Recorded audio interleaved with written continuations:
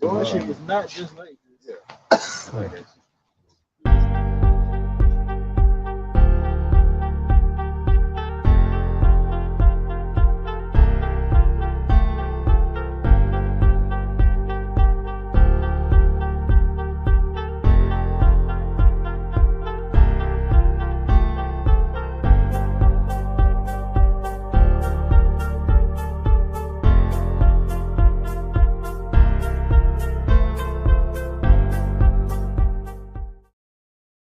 Chill, like.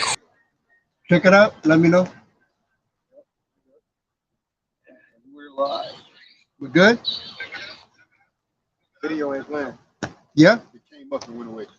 A plane that went away, Elder. Yeah, talking to me. Just looking at us now. Yeah, looking at it. Okay. Video, the beginning video you had. No. Chill, like who the fuck has time to chill? Aren't you aware that your fucking government is doing everything in their fucking power to try to kill us? Like, I'm learning survival skills here. I don't have motherfucking time to chill. Like, bro, can you grow food? Can you start a fucking fire? Can you find and purify water? Can you build a survival shelter from scratch? If you can't do any of that shit, then keep it moving. I'm not looking to go out on a date. I'm looking for a protector. I'm looking for a protector. Business unfolds spiritually. Some people are gonna think you're fucking crazy. So this guy asked me, do I want to chill? Chill? Like who the fuck has time to chill? Aren't you aware that your fucking government is doing everything in their fucking power to try to kill us? Like, I'm learning survival skills here. I don't have motherfucking time to chill. Like, bro, can you grow food? Can you start a fucking fire? Can you find and purify water? Can you build a survival shelter from scratch? If you can't do any of that shit, then keep it moving. I'm not looking to go out on a date. I'm looking for a protector. I'm looking for a protector.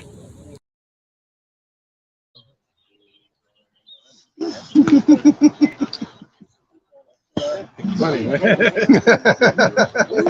Like, run that back. You good? Good. All right, Shalom. We got the Hebrew Israelites. We come out every week to prophesy the downfall of the wicked kingdom called America, also known as Babylon in the scriptures. But before we do so, we want to give praise to the Most High and His Son, our King, and the true names in the Hebrew, ancient Hebrew, the Lashawan Kodash. Let's say, Call, Alayim, La, Yahweh, Ba'ashem, Yahweh Shai, Ba'ashem, Ha, Rakah, Kodash, Ma'ama. All right, double honor to the elder apostles of GMS and the elders, and Shalom to you, Akim, and Akwatim, and children that believe in sincerity and truth around the four corners of the earth. All right, the topic today is going to be a man shall be a hiding place from the wind. All right, somebody get Isaiah 14:1. Let's start there. All right, so you see that woman that was in the clip. You know, Isaiah 14:1. Yeah, real quick. She came out and said it. She was saying what? That she's looking for a protector. She's not looking for these Lil Waynes, these rappers no more. You know, these young thugs. You know, so now she's looking for a man with survival skills. But guess what? When that time comes, she's not gonna be looking for that either. You see that? She's not gonna be looking for no prepper. They're gonna be looking for a man of the Lord. That's it. Be called by his name, not him being able to make a tent or start a fire. All right. Go ahead, bring that out. Isaiah 14:1. Isaiah 14:1. For the Lord will have mercy on Jacob, right, and will yet choose Israel. Right. So the Lord Yahweh is going to have mercy on Jacob, and shall yet choose Israel. Go ahead. He's going to choose Israel, man, and send them in their own land. And set them in their own land. What's our land? The land of Israel. Meaning what? In the book of Revelation, it speaks of 12 gates. The only one that can enter into those gates is the 12 tribes of Israel. This is a shout out to Vocab, the Demon Malone. Dr. Edom, go ahead. Isaiah 14:1. For the Lord Yahweh Shai will have mercy on Jacob, and will yet choose Israel, and set them in their own land, and the strangers should be joined with them.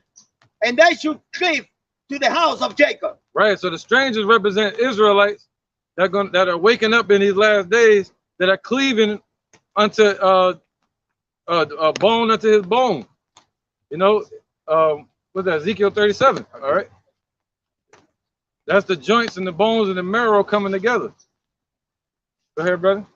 Number 2, and the people should take them and bring them to their place, and the house of Israel should possess them in the land of the Lord Yahweh Shai, for servant and handmaid. Right, man. So the men of the Lord are going to be raised up. That's the focus of the scripture. All right, but the Lord raising up the men. Somebody get that? His voice is to the men. He's going to raise up the men of the Lord in that day. Right now, they look down on us, especially a lot of women in this society. You know, and they look down on what you would call polygyny, a man having multiple wives. But in that day, the women are going to want to jump on board like a bunch of damn fish out of water. A fish out of water with no oxygen. The book of Proverbs, chapter 8 and verse 4. Oh, you went all the way to 3? All the way, yeah. Proverbs chapter 8 and verse 4. Unto you, O men, I call, and my voice is to the sons of men. Right, so the Lord is calling the men. That's how you start a government. That's how you rebuild a kingdom. Start with the kings. All right. So the Lord said, what? My voice, meaning his prophets, the prophecies, the spirit of truth, spoken from Yahweh through his son Yahushua, is unto the men, calling them back to repent first, man. And then the women going to follow, naturally following the order of authority. Go ahead, Doc.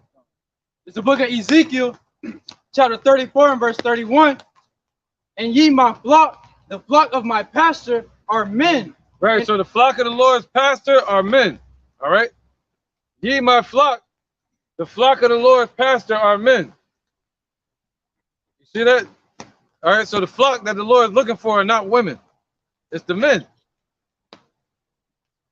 Those are the sheep that are going to lead the women to the Lord. Hey, catch him on camera, man. You want to keep making this weird shit. All right, you on camera? You want to be on camera? Say it again? You want to be on camera? I'm already on camera, but thank you for asking me. Just in case, yeah. Yeah. All right. All right, so all right, okay, cool. So now, Isaiah? Isaiah, that's we was done with that? No, we don't know with that. Okay, all the way 3? I continue, yeah. Go ahead, 3. Yep. Okay, Isaiah 14 and 2. Okay, come on. And the people should take them and bring them to their place, and the house of Israel should possess them in the land of the Lord Yahweh Hashem Yahweh Shai, for servant and handmaid. Right, so we're not going to always be on the bottom, man. We're going to literally possess these other nations. The same way you own your garment, or you own your shoes, or your shirt on your back. You're going to own these nations, these heathens. The Lord said, what? Ask of me. Somebody know what that's at? Oh, I think you're about to get it. Yeah. He said, ask of me, and I shall give thee the heathen as thy inheritance. Yeah. All right? And they should take them captive. Whose captives they were. That's right, and they should rule over their oppressor. Right, so our oppressors, we're going to rule over our oppressors one day. So the women in this truth, and you're with a man of the Lord, then you're with a ruler, a future ruler of the world, man. All right. Isaiah 14 and 3. And it shall come to pass in that day, the Lord Yahweh Shai shall give thee rest from the sorrow. There you go. That's the point, man. It's sorrow seeing our women. The scriptures say our wives are going to be harlots in the streets. That's part of the curses. And the wives are going to rule over us. That's part of the curses, man. You see that? And you know, and that our women are going to be haughty, walking around with stretched forth necks, bald head, and girdles rent, stomach hanging, guts and shit, acting manly, acting like Esau. You know? And from thy fear and from the hard bondage, waiting that thou was made to serve. Right, man. And part of that hard bondage is putting our women to work. They took our women out of the houses, man. What's it called? Women's lib. Took our women out of the houses and gave them jobs, man. Which is nothing wrong with that, but I'm just saying, you know, it's something wrong with that when you're trying to build up a righteous kingdom. Because it caused the women to leave their first love. The first love was the house, set in the household, and the children. So now the children don't become a priority to women. The job become more of a priority, so they drop the kids off the daycare and let the world teach them. Right, man. So yeah, man. You know, you gotta say there's nothing wrong with that because it's YouTube. Women got right. Okay, brother. It's the book of Mark, chapter 3 and verse 27.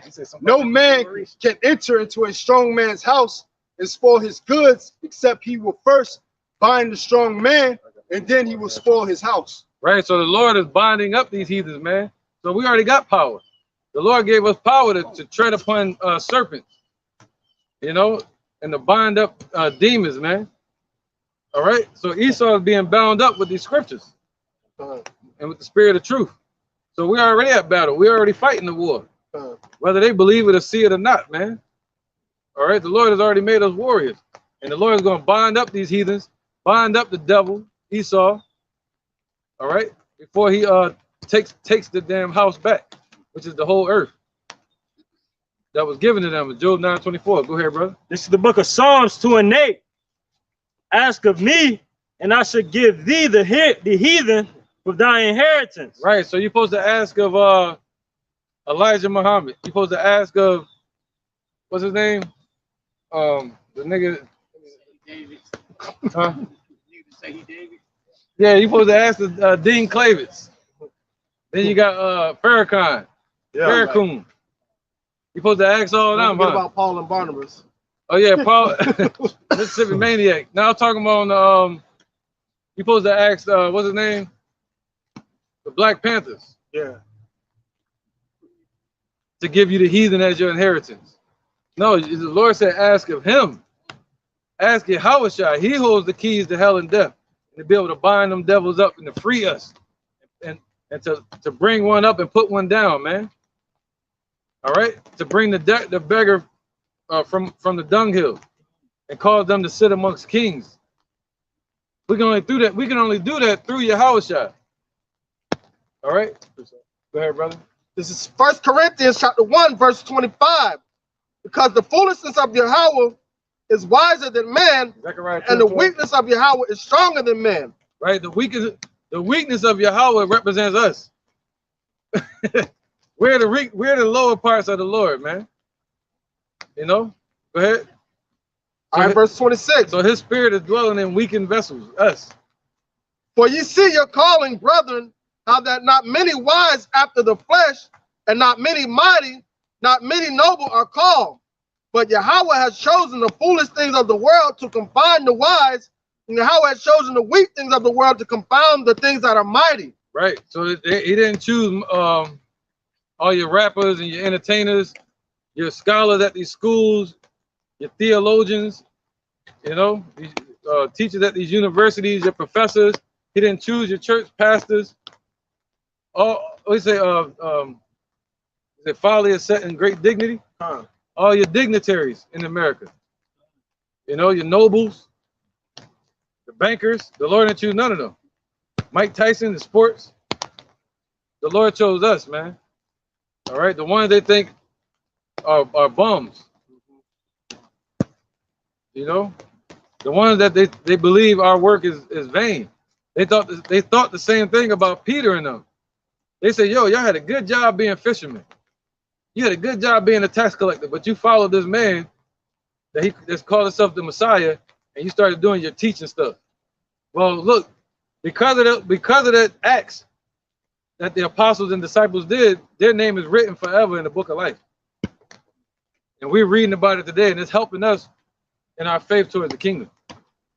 You know, so that was powerful what they did. So that means just like now, even though they don't recognize it, it's a powerful thing that we're doing right now. It's the best fight we could fight. Anybody could ever fight. All right, now you're being rude now. All right, it's all good. Go ahead, bro. This is Luke chapter 10, verse 19. Right. Behold, I give unto you power to tread on serpents and scorpions, and over all the power of the enemy, and nothing shall by any means hurt you. Right. Now that's talking about spiritually first. He gave us power to tread upon and bind up these devils, man. Bind them up, all these demons. They'll be bound by the name of Yahweh Hashem Yahushua. And us prophesying and putting that vibration out here, man. This is This is binding up the lies and tearing down the idols in the mind of our people and the lies. All right. Go ahead, brother. Jeremiah chapter 51 and verse 19. Right. The portion of Jacob is not like them, for he is the former of all things, and Israel is the rod of his inheritance. Right. Everything comes from our people, man. You know, we're the former of all things. All right. Go ahead. The Lord of hosts is his name. Thou art my battle axe and weapons of war, for with thee will I break in pieces the nations, and with thee will I destroy kingdoms, and with thee will I break in peace the horse and his rider, and with thee will I break in peace the chariot and his rider. Right. That's right, man. So that's who you Negroes, Latinos, and Native Americans are, man. You're the battle axe and weapon of war for the Lord. But the Lord is what? He's not dealing with everybody in Israel right now.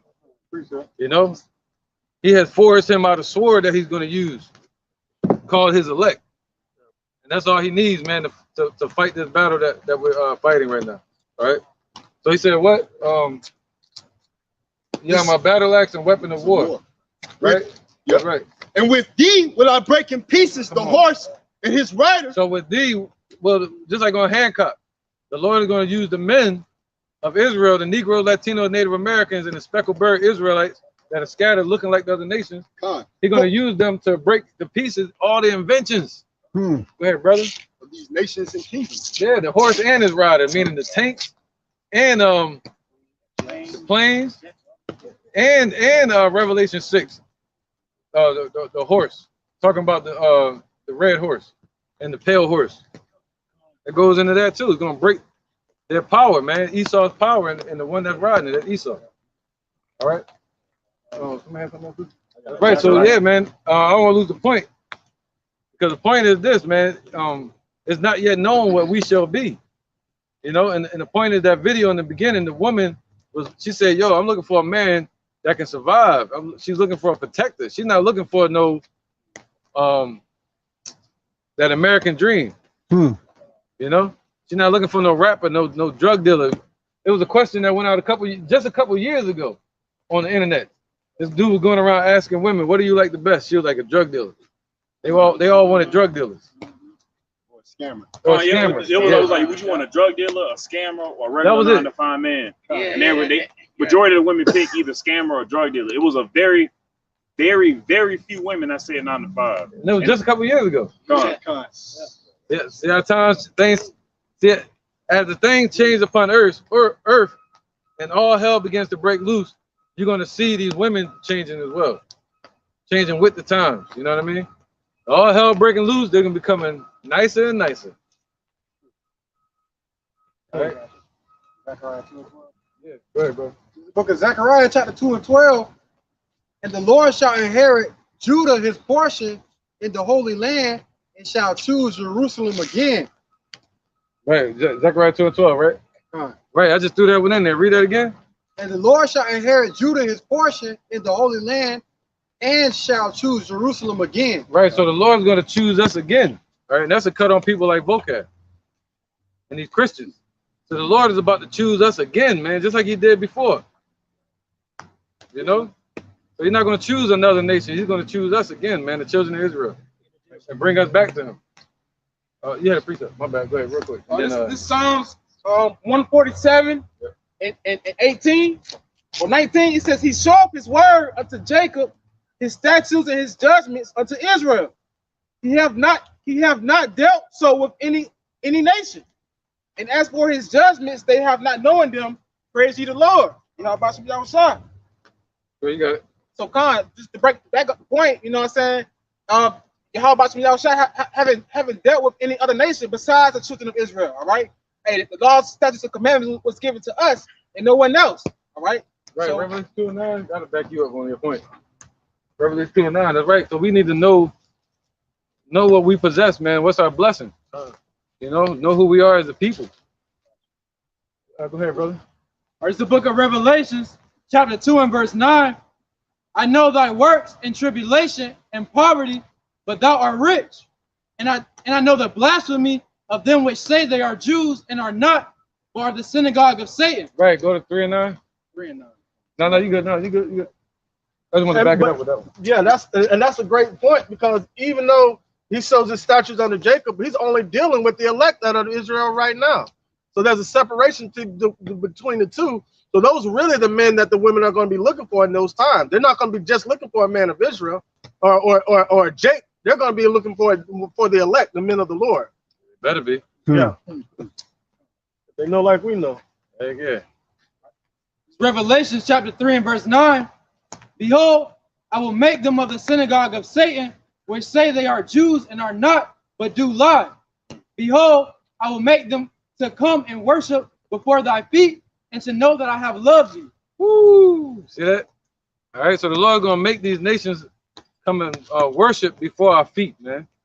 All right, but we gotta walk through hell to get to heaven. You know? Revelation 12 and 2. Let's build on this topic. Then Revelation 16 and 8. It's Revelation chapter 12, verse 2. Right. And she, being with child, cried travailing in birth and pain to be delivered. Right, talking about the children of Israel. There you go. Just like now, we're crying in pain to be delivered. Look at the condition of our people. You know? And there appeared another wonder in heaven, and behold, a great red dragon, having 7 heads and 10 horns and 7 crowns upon his head. Where you at? Revelation 12, 16? 12 and 16? No, 16 and Revelation 12 and 2. Yeah, I just read 12 and 2 when I was going to 3. Revelation 16. No, that was the point. That was the point. Okay, all right, read it again. Yeah. All right, this Revelation 12 and 2. And she, being with child, cried travailing in birth and pain to be delivered. Right. I probably wrote the wrong scripture. All right, give me Revelation 16 and 8. Revelation chapter 16, verse 8. And the fourth angel poured out his vial upon the sun, and power was given unto him to scorch men with fire. Where you at? Revelation 16 and 8. All right, read it again. Revelation chapter 16, verse 8. And the fourth angel poured out his vial upon the sun, Right. and power was given unto him to scorch men with fire. Verse 9, and men. Yeah, you got all kind of signs. That goes into the signs in the sun and the weather atrocities. You know, it's called it. Damn, what they say over in India?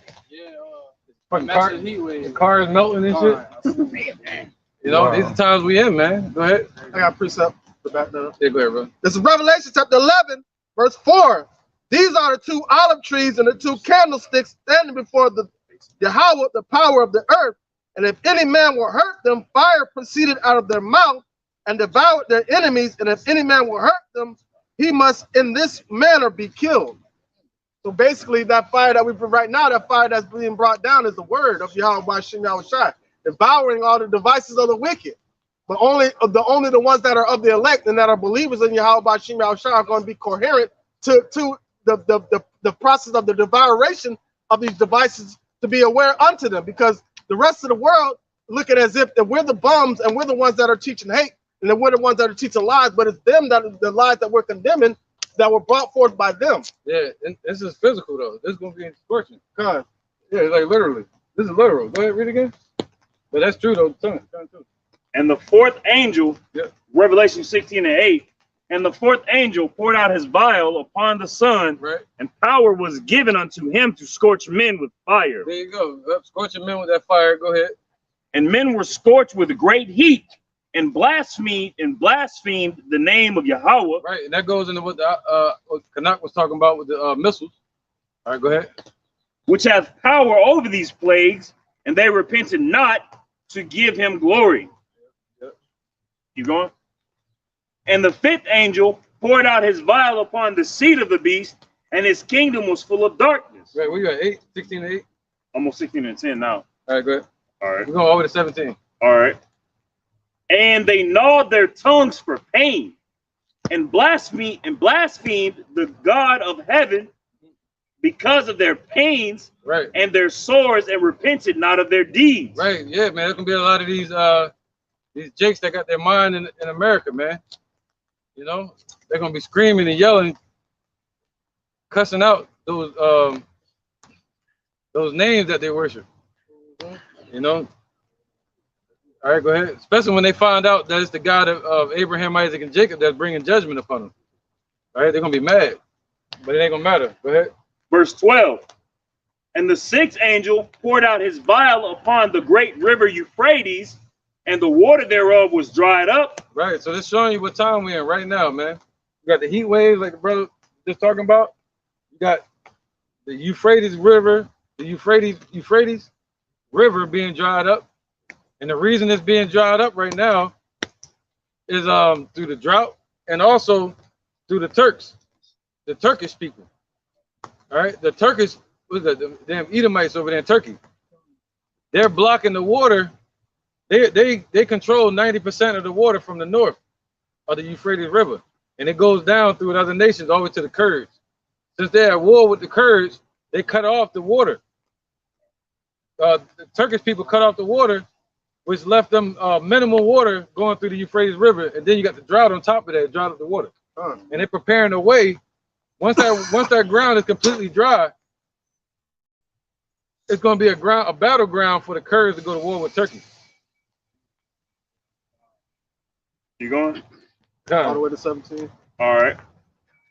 And the water thereof was dried up, that the way of the kings of the east might be prepared. Right. The kings of the east represent those same nations in Ezekiel 38. All right. Persia, Russia, Turkey. You know, all these nations. And an article just came out saying that their alliance that's being formed together are the axis of evil. That's what they're called. The axis. You had the Allied and the axis of World War II that the elder went over in his lesson earlier this week. And you're seeing the formation of the new reformed axis because Russia was part of the Allies in World War II, but now they become part of the axis of evil, what Biden calls for World War III. Yeah, and the word axis just means pivot. So this is their pivot. This is what they turn and make an about face. This is the turning point. All right. So go ahead. Verse 13. And I saw 3 unclean spirits like frogs come out of the mouth of the dragon, and out of the mouth of the beast, and out of the mouth of the false prophet. And they, Sakya, for they are the spirits of devils working miracles, which go forth unto the kings of the earth and of the whole world to gather them to the battle of the great day of God Almighty. And that's what you're seeing. That's what you're seeing happen, being formed today. All right. So what do they use? They use military to give people like comfort. They use religion to give their own form of spirituality. All right, and they use the money system, man. So they control everything, and it was all the Lord gave them this power to bring forth the World War III, the end all tell all wars, and that's going to bring the fire down from heaven with these missiles, man. But Yahweh Shem Yahushai is setting it all up. So what are you going to need in that day? What's going to protect you in that day? All right, the money system. All right, read the 3 spirits again. For I saw. Like it, verse 13 of Revelation chapter 16. And I saw 3 unclean spirits like frogs come out of the mouth of the dragon. On the mouth of the dragon, European Union, that's their financial system. Go ahead. Out of the mouth of the beast. All right, that's their military might with NATO in America. Go ahead. And out of the mouth of the false prophet. All right, the false prophet, the Vatican, the Roman Catholic Church, the one that controls all forms of religion on the earth today. It doesn't matter where if you're Islam, Buddhist, or whatever, it all goes back to the Roman Catholic Church. Everything has to pay homage to them. So they set all this up. Why? Because they want to set up their NWO. But Yahweh Shem Yahushai has another plan. All right, he's going to use the men of the Lord, pushing his word, destroying their wicked devices, right? To coming against those unclean spirits that came out of the mouth like frogs. Right, and the reason I want to go into this topic is to show the whole big scale of ruling class mentality or ruling powers that a lot of women, a lot of our women don't even understand or see that exists. You know, and that's a level that the Lord gonna put the men of the Lord on, man. Oh yeah, or even on a higher level than that. Go ahead. This is Job 5:12. It says he disappointed the devices of the crafty, so that their hands cannot perform their enterprise. I got it. Now, I was just bringing that up, bringing up the bishop. No, I say bishop was just speaking on how Esau trying to issue out his plans, not his NWO plans, but he's not gonna be able to see because Yahweh is gonna smite him before he even do that. God, and the fact that the elder was bringing out the ruling class mentality of these wicked elites, man, is because these people really don't know who they're dealing with, man. They don't really know what Esau is capable of. They don't even know what type of weapon. They use fake animals as weapons, man. You get mauled in the wilderness by a bear, they rule it out. Oh, that's just a freak of nature or accident. When they really assassinate people like that, man. So really understanding what we're up against, but the Yahweh Shem Yahushua is going to make the men of the Lord even more powerful than that. Oh, real quick. This is Ephesians chapter 6, verse 12. For we wrestle not against flesh and blood, but against principalities and against powers, against the rulers of the darkness of this world, against spiritual wickedness in high places, against all spiritual wickedness in high places. So these individuals operating on a higher level than these minions on the earth can even fathom to even take in, because they don't even understand the type of enemy that they're dealing with, man. But Yahweh Shem Yahushua is building the men up the Lord to counteract them. This is the book of Wisdom of Solomon, chapter 19 and verse 22. For in all things, O Lord, thou didst magnify thy people and glorify them. Neither didst thou lightly regard them, but didst assist them in every time and place. So come on, man, the Lord, he's going to assist us in these times of trouble. You know, and the scriptures say, let me get it again. The Lord said he magnified us. So the elder brought out that statement saying that we're going to be on a different level, you know, in Jacob's trouble. The Lord is going to magnify us and he's going to assist us in every time and place. Right, brother. And just to back him up real quick, that also goes to show you that the Lord Yahweh Shem Yahushua didn't cast away his people. Vocab, Malone. Okay. Yeah. This is the book of 1 Corinthians, chapter 1 and verse 19. For it is written, I will destroy the wisdom of the wise and will bring to nothing the understanding of the prudent. Where's the wise? Where's the scribe? Where's the disputer of this world? Have not Yahweh Ba'ashem Yahushua made foolish the wisdom of this world? Right. So the Lord ain't dealing with what the typical mind here, what Jake would think is power here on earth.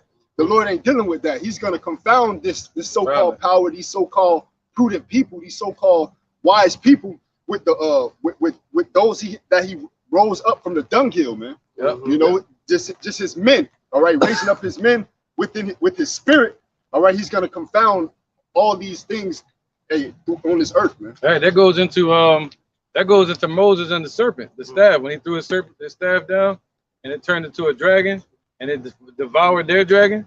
And it said the spirits leaped out of the mouth of the dragon like a frog. And the brother just was reading that the Lord said he can confound that spirit, the wisdom of this world. Just like how he did in Egypt, right? But he was showing from a physical sense. But now he's showing it from a spiritual sense, man, how we were devouring. But if you don't have the mindset to understand the angle that Yahweh Shem Yahushua is coming from, then you're not going to be able to see that. You're going to feel like we're losing the fight. Oh, can I add on to that? Come on. Because that very next verse, in verse 21, it says what? For after that, in wisdom of Yahweh Ba'ashem Yahushua, the world by wisdom knew not Yahweh Ba'ashem Yahushua. It pleased God by the foolishness of preaching to save them that believe. And who is he going to send out there to preach? His men that are ordained to condemn this system. That's the battle axe right there. You know, the weak part. The weak part, man. Go ahead. Like, yeah, it's foolish to what we're doing, Salaki, but it's foolish to what we're doing to the people. Yeah. When they go out there in garments and sackcloth, you know, they look at it as foolish, but the Lord is going to confound that mindset of it being foolish, and you go know that you erred. Right, man. Right.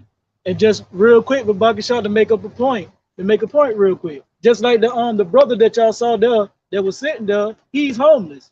He was sitting there basically mocking at us and laughing like this some type of game and it's funny, man. You know what I'm saying? That's how the world look at us, man. Yeah. Even a homeless person sitting there laughing at us, man. Ain't that some shit? He look at us like we worse off than he is. I know. Damn. Bring it up. Yeah, ouch. There's the book of 1 Timothy chapter 6 and verse 12. It says, fight the good fight of faith, lay hold unto eternal life, whereunto thou art also called, and have professed a good profession before many witnesses. And I wanted to bring that out because, you know, it's a spiritual fight. This is how we fighting. People look at this like weak because we come out here in garments and Bibles. Whereas if somebody came out here with guns and rifles and all this gear and stuff, they will look at that as strength. Or But slingshots. or slingshot. But that's true weakness because Esau's blessing is the sword. Nothing we could gain on this side carnally can outmatch Esau, man. So we using our blessing, which is spiritual things, man. This is how we fighting. Appreciate We can get. Go ahead, Nakar, then Yawal. This is Sirach chapter 4, just to back up what the brother Gabar was saying. Yep. Verse 28 of Sirach chapter 4. Strive for the truth unto death, and the Lord shall fight for thee. So when you strive unto the truth, when you strive to fight and strive to push this work of Yahweh Ba'ashim Yahushua, and when it comes down to it, the Lord, he's going to step up and fight for you. He's going to defend you and protect you. See, this is our weapon. And this is more powerful than what any weapon Esau could come up with. Right. So when we fight and strive for the Lord, he fights and strives for us. He protects us. That's why he tried to keep the word. Not that he tried to keep the Bible in darkness. He tried to keep the word of the Lord in darkness. That's why he created Christianity and all those things like that, because the spirit that's within him is not upright within him, man. So basically that goes all the way back to the curse and the serpent in the garden. He's always going to be crawling around in the dust. That's how his mindset is going to be. So he has to create a fucking confused state of the world in order for him to operate in it. Because if there was complete righteousness on the earth, then that his mindset would be revealed to everybody. But the fact that he's put gross darkness on the whole earth, right, through his deception, that's what it's a deception that he's on top and that he's winning. Somebody get so my ways not your Isaiah 55. yeah. 7. So that's why if you're not of the know, if you don't have the spirit of the Lord within you, you might as well have the same spirit of the devil crawling around in confusion. Because that's what you're going to perceive as being on top. You're going to respect the you're going to be going after the works of your father, the devil, because that's the authority that you respect because it looks like he's winning. Yep. But like therefore you wouldn't have respected Yahweh Shai when he came in riding on a donkey 2,000 years ago. You wanted somebody to come in and riding on a horse with a white cape on, with gold draped in gold and silver. Ecclesiastes 3:11. This is the book of Isaiah, chapter 55, and I'm gonna start at verse 8. For my thoughts are not your thoughts, neither are your ways my ways, saith the Lord. For as the heavens are higher than the earth, so are my ways higher than your ways. Right, man. So yeah, especially Esau. Esau is like down in the dust to the ground. You see that? So as the Lord ways is like the heavens to the earth, man. Compared to the man's ways, their wisdom and their knowledge, meaning they won't know any of the plans of the Lord, man. What's going on? They're gonna be lost in darkness and confusion. All right, that was it. Yeah, another point. In my thoughts, then your thoughts. Yeah, right, man. All right, go ahead. Yeah. 3:11. Yeah. It's the book of Ecclesiastes, chapter 3 and verse 11. He have made everything beautiful in his time. Also, he have set the world in their heart, so that no man can find out the work that Yahweh maketh from the beginning to the end. There you go. All right, so they have no idea, you know. But Esau does know one thing. Get that, Revelation 12, and that's what these women gonna get caught up in. Revelation 12:12. Therefore rejoice ye heavens, and ye that dwell in them. Revelation 6, the pale horse. Woe to the inhabitants of the earth and of the sea, for the devil is come down unto you having great wrath, because he knoweth that he hath but a short time. Right. So first he deceived everybody and lied to them, and brought 2/3 under his authority. That's why the Lord said, "Ye are of your father the devil." The word father goes into authority. So they're following after their leader, the deceiver Esau, and everything he set up. All right, and the worldly wisdom that the Lord set in his heart. Isn't that something? Lord gave him all the wisdom in the world except to know him. Right. Right. He said he coming down with great wrath because he had but a short time. Looking for a little dirt. Go ahead. Backing up that statement, you know, ultimately it's talking about 2/3 of our people in the wilderness with Moses. But in the book of Psalms, chapter 106, verse 15, and he gave them their request, but sent leanness into their souls. So our people, the Lord sent leanness into their souls, you know, and then now in these last days, you know, they're gonna be trying to search out the men of the Lord and try to get true understanding or try to get comfort or whatever the case may be. When they was benefiting from the society and they loved it the whole time. You see what I'm saying? But when it's our turn to shine, everybody gonna want to come around. How would the scripture say, wealth making many friends? Con. True wealth. Con. Not heard it. And so what's next? That Revelation 6? God, this Revelation chapter 6 and verse 8. And I looked, and behold, a pale horse, and his name that sat on him was Death. Right, man. So yeah, this is what the reason we're trying to paint a picture is the wide scope, not just focusing on the woman, but the wide scope view of what's going to be happening to the world, the earth, and the inhabitants therein. That a lot of these women think they're going to be excluded from. What do you say? The evil should not overtake nor prevent us. Amos 9:9. Let me get it. Yep. Real quick interjection. All right. So and a lot of men too. A lot of these rappers, a lot of these thugs, a lot of these Christians, these average Joe Schmoes going to work every day. Americans. Go ahead. All right. This is Amos chapter 9, verse 9.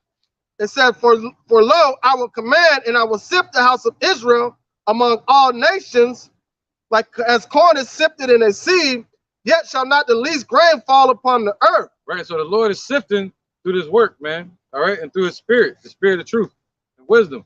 But the least grain, the weakest of our nation is not going to fall out this truth. Go ahead, brother. All the sinners of my people shall die by the sword, which say the evil shall not overtake nor prevent us. See that? All right. So that goes for the women too. They can't exclude themselves from it. You know, they ain't got nothing to do with it. Look at them fools over there in they garment, like vocab, like to call it a girl dress. You know what I mean? The boy vocab. Yeah, and then watch Yahushua show up and look at him face to face with a garment on. Yeah. What are you gonna call it then? Garment of power. I don't think you're gonna be paying. I don't think vocab gonna be paying attention to the garment. You're gonna pay attention to the sword. He's trying to duck that John, like George Bush was ducking that shoe that got thrown at him. The Lord said He's gonna cast His shoe at Esau, man. That means anger. That's when somebody hates somebody. That was the Eastern term for I hate you. I'm gonna come out there and get you and stomp you. That's right, man. All right, let's keep going with Revelation 6 and you know what? Matter of fact, let's chill on that because that's gonna take us somewhere else. Isaiah 4:1. Let's get to the point. I was gonna read that because it talks about how the rich and the kings and the nations of this. Let's get that bottom part real quick. Where is it at? There you go. Verse 14. Revelation chapter 6 and verse 14. And the heaven departed as a scroll when it was rolled together. Right, man. That's some nuclear missiles, and to be protected from that, the only way building a tent is not going to protect you from that. Learning how to make a campfire is not going to protect you from this damn nuclear fire. You know what I'm saying? You ain't gonna find no clean waters when the waters is bitter. Made warm wood. Right, radiation and shit. So what the women gonna need is not a rich man, not a thug, not a military man, not a survivalist, not a prepper, not a religious man, but a man of the Lord, man of Yahweh Bashem Yahushua. Period. That's what they're gonna narrow it down to. They try to take every step. I guess. You know, I'm a rich dude. I don't need a rich man. I'm gonna get me a thug. I don't need a thug. I'm gonna get me a drug dealer. They more smarter. Man, it's a drug dealer. Yeah. Hey, I had seen on Instagram this Edomite woman, so-called pastor. She was really going in on the women, talking about how you can't satisfy the woman. She said there was a store that was made on each floor had a man on it. The first floor had a man with a job, right? So they were like, all right, that's cool. That's cool. Let's go to the second floor. But she said that if you pass up the floor, you can't go back down. right? So they described the second floor had a man that had a job and like kids. Like, oh, that's cool, that's cool. All right, boom. Then let's go to see what's on the third floor. Third floor had a man that had a job like kids and was great in bed. It kept going all the way up. And the sixth floor was nothing but a bunch of women that couldn't been satisfied. They got all the way up to the sixth floor, right? And it just proved that a woman cannot be satisfied with nothing, man. So at the end of the day, they're looking for what they need to give them their salvation, but they keep overlooking it and going to something else. They're gonna overlook it in that day. They're gonna look it dead in the face in that day. Yeah, the Lord gonna make sure you know. They're gonna make it a desert out this motherfucker. Oh, a desert? This is the book of I got a precept. This is the book of Proverbs 7 and 11. She is loud and stubborn. Her feet abide not in her house. Now she without, now in the streets, and lie in wait at every corner. Just backing up the brothers just said, man. You know, they looking for that comfort but can't find it. And what it's all gonna boil down to is getting with a man of the Lord. Right. Because they're trying to find each and every outlet or avenue instead of you know, getting that reproach or that blame. They're not trying to say they has at home. Yeah, basically. No, it's not all of them, you know, but some women. You know, we're talking about the wicked ones. The ones that the Lord said their heart is snares and nets. You know, or the ones that the Lord said those women that live in pleasure is there while she living. So he's talking about those women, not the ones that are in the truth. You made the right choice already. You're ahead of the game. You're ahead of the stock market. Go ahead. This is Micah chapter 7, verse 10. It says, then she that is mine enemy shall see it, and shame shall cover her, which said unto me, where is the Lord Yahweh thy God? Mine eyes shall behold her. Now shall she be trodden down as the mire of the streets. So just like right now, like the brother Ricard was saying, these women, they looking for every avenue and every which way, rather than looking for a man of the Lord. And then they see us out here, they want to come mock us what we're doing. But then when this destruction and things really get real and the economy and all this stuff start to crash, that's when they're going to see it. And that's when they're going to be trodden down out here in the streets. The wicked woman, making emphasis on that, the wicked women, not the righteous women. But the ones that are trying to avoid this, that's when they're going to be running to and fro and they ain't going to find nobody. The Lord going to just let them get messed up and trodden down like mud in the street. Or the ones that have salvation at their fingertips that don't want to grab a hold of it. Because a lot of times this world is filled with distractions, man. And a lot of these women, they need to cleave on to what they know is real. Don't try to ignore the prophecies, trying to indulge in what's going on in the world to try to take your mind off of it. But then you're going to get caught blindsided. Yeah, they don't wait till the last minute. But it's crazy because the spirit of the Lord got a lot of the men in. You know, we busy right now. Everybody busy. You know, we first get into this truth, a lot of like, yo, we're gonna get wise and all that. But after a while, it's like, whoa. Yeah. We start to realize you the prize, and we think about the kingdom, and we think about salvation, and more of a royal ruling class mentality, to where we want to fix the earth. Right. And you don't have time for wives and all that kind of stuff because you're too busy with the Lord's work. Sophia. Right. So if you don't have a woman that's in tune with that, and you're not giving her the time that she feels like she needs, she'll try to subliminally pull you away from that. A lot of times they don't even know what they're pulling you away from. Right. You know. But if a woman try to pull you away from this truth, she's pulling you away from your salvation and her salvation. Because we're supposed to be like on the book of Eli right now. Remember, he kept trying to lock that woman in the room. Yeah. He kept trying to run and leave so he can go on his mission. He said, "Those that have wives, be as though you had none." So that's the mindset right now. Even in that time, you know, the man ain't gonna have time for that shit. You know, yep, no crooning and what do you say, swooning the woman. Yeah. All right. Go ahead, brother. It's the book of 2 Timothy 1:12 all the way to 14. For they which cause in also suffer there these things.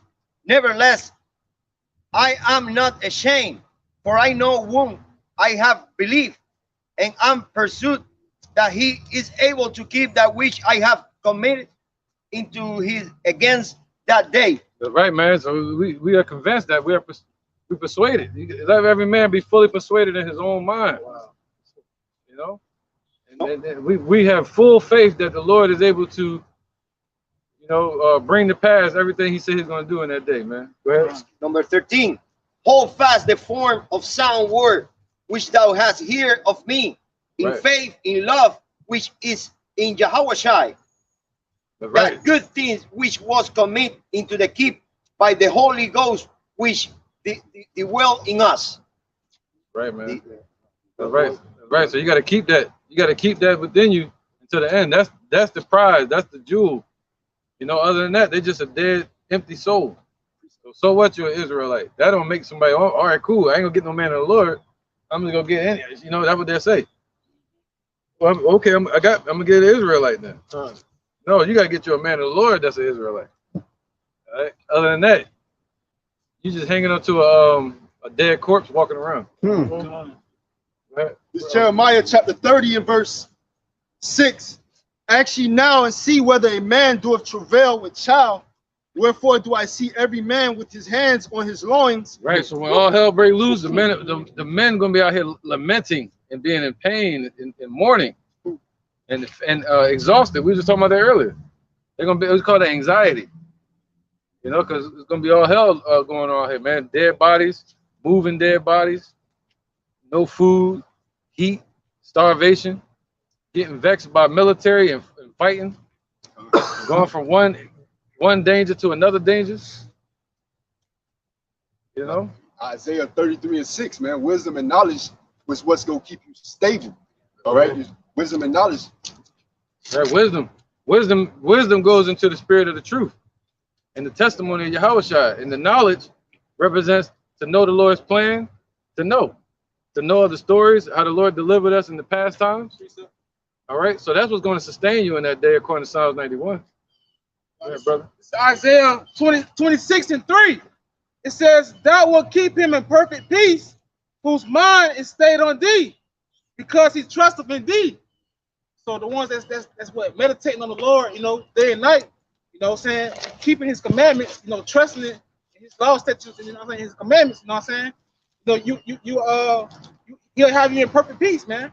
You know, what sound mind. Right. Let's get somebody get that real quick. Isaiah 10 and 20, just to back you up. All right, because that's right, man. Because you know, we came over here in slavery. They didn't even allow us to read. We had to read what they told us to read. But now the Lord said what? That's what He said now. Go ahead. He said, well, Amawan just read, our minds are going to be stayed on Him, on Yahweh, by Hashem Yahushua now. Go ahead. This is the book of Isaiah, chapter 10 and verse 20. And it shall come to pass in that day that the remnant of Israel, and such as are escaped of the house of Jacob, shall not no more again stay upon him that smote them. See that? So what we're gonna do? Go ahead. But shall stay upon thee. But stay upon the Lord, the Holy One of Israel, in truth. See that? There you go. That goes hand in hand with this scripture Amawan just read. All right. So we pulled away from this worldly wisdom and we took hold of eternal life now, you know, and staying upon the Lord. Right? And in truth, though. The remnant shall return, even the remnant of Jacob, unto the mighty power. Ooh, He's a mighty power. And then the remnant, not all Israel is going to return or going to repent. All right. But only the remnant, the elect. Yep, that was it on that thing, right? All right. This is the book of Romans, chapter 11, verse 4. But what saith the answer of God unto him? I have reserved to myself 7,000 men who have not bowed the knee to the image of Baal. So the Lord has reserved that set number, man. 7 mean completion, a complete number. All right, and not in gematria. All right, but in the spirit. Yeah. All right. Yeah, Dean Cleavis. He kept himself 7,000 men, all right, unto himself. That's not going to be subjected to those unclean spirits that the brothers was mentioning earlier in the lesson. All right, they're going to be up in the world, but not of the world. All right, they're gonna have the spirit of Yahweh Bashim Yahushua upon them. Go ahead, Jackie. Go ahead and bring this up real quick. Speak on it. All right, this is back in the book of Isaiah, chapter 10 and verse 22. For though thy people, Israel, be as the sand of the sea, yet a remnant of them shall return. The consumption decree shall overflow with righteousness. Khan, and I just brought that out to back up the brother Thanyala, man. That's that remnant that's going to be saved. You know, Yahweh Ba'ashim Yahushai has a certain, you know what I'm saying, remnant that he calls his hopeful elect, the 144,000 men, 12 from each, you know, 12,000 from each tribe, and then 1/3 women and children, and the man that's a part of that number. And it's also going to be a spectral burden, that meaning there's going to be Israelites looking like these other nations because we've been scattered abroad among the heathen. Damn, bro. Right, he said it's gonna flow with righteousness, man. Done. Yeah. Who? You have one? No, you have one. That was you. This is 2 Timothy chapter 1, verse 6. Wherefore I put thee in remembrance that thou stir up the gift of Yahweh which is in thee by putting on of my hands, for Yahweh hath not given us the spirit of fear, but of power and love and of a sound mind. I was just going to get going along with what the brother had brought out, because knowledge and wisdom shall build the stability of that time and strength of salvation. So not only does he not give us the spirit of fear, but the spirit of power and love. Can you imagine feeling the spirit of power and love in that day when all hell is break loose? And can you imagine how precious you're going to be because you have a sound mind in that time? That's why she wanted to follow him in the book of Eli, because shit was going all haywire, and he was the only motherfucking calm around the whole thing. So that's why she wanted some of that peace, and she invaded that and brought in all the turmoil and you know, blew his cover. So women have to understand their place and their role when that time comes, man, to be in subjection, because you can get in the way of shit by, you know what I'm saying, by not acting accordingly. Look at PNB Rock. Yeah. That rap up in Philly. Yeah. His singer rapper, whatever you call him. But he his wife put out on Instagram where they was eating it. Roscoe's, of course, chicken and waffles.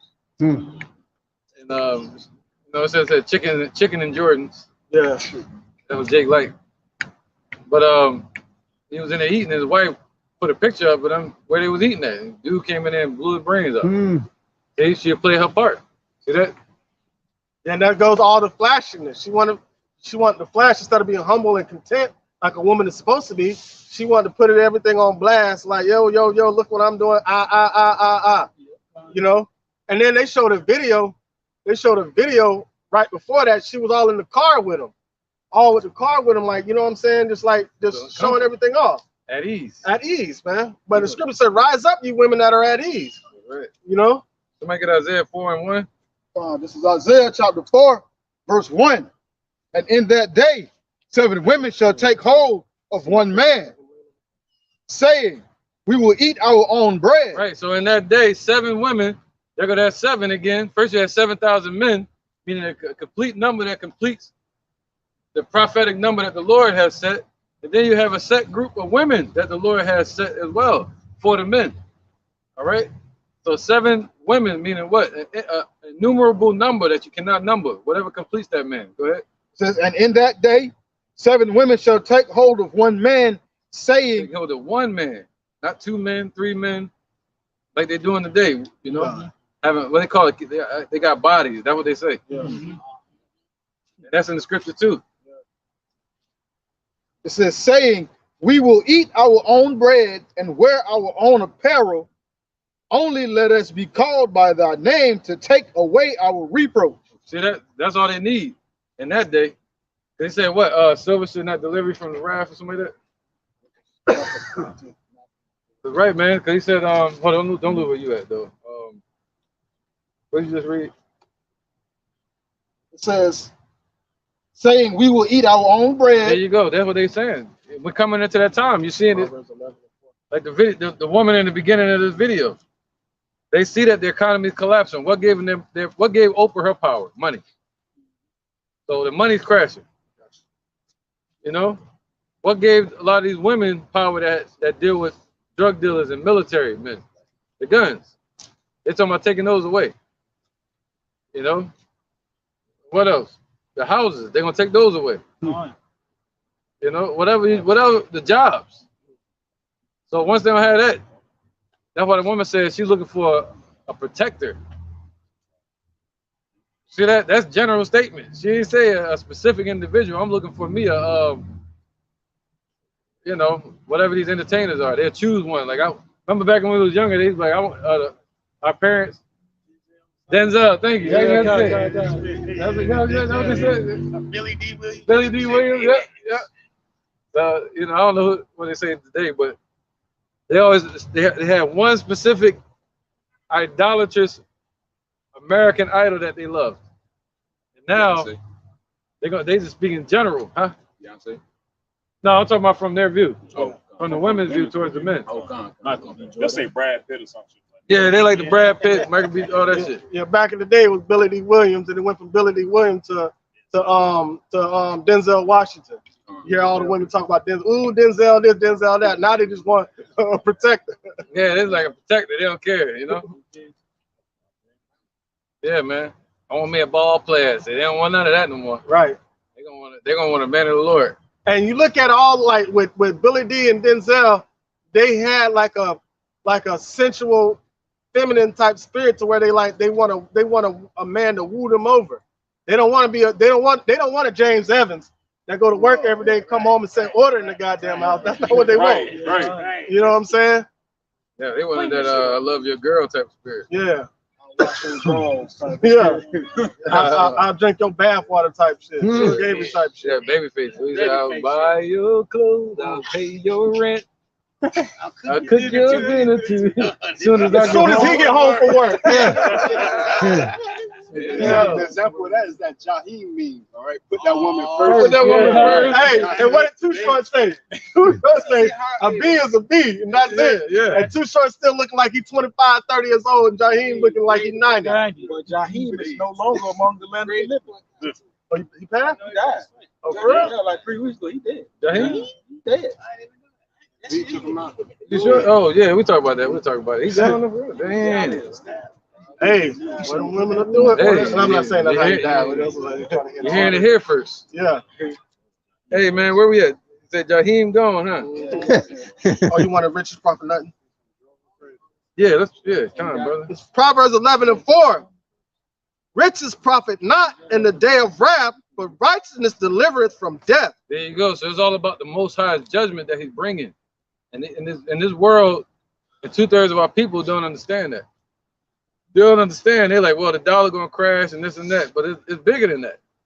This is a judgment from the Most High God, Yahweh. It's gonna come as a destruction from the Almighty. And the only way to make it out of that is to have a man of the Lord, a man that's standing before Yahweh, which means His servant. All right, all the way to 6, Isaiah 4:1. This is Isaiah chapter 4, verse 2. Okay, go ahead, bro. This is Isaiah chapter 4, verse 2. It says, in that day shall the branch of the Lord Yahweh be beautiful. Right, the branch of the Lord represents His elect. So we're going to be beautified. According to Psalms 91, He's going to exalt us. Somebody get that, the last verse? Psalm 91? Psalms 91. Yeah, the last 2 verses. I think it's the last 3 verses. Psalm 91.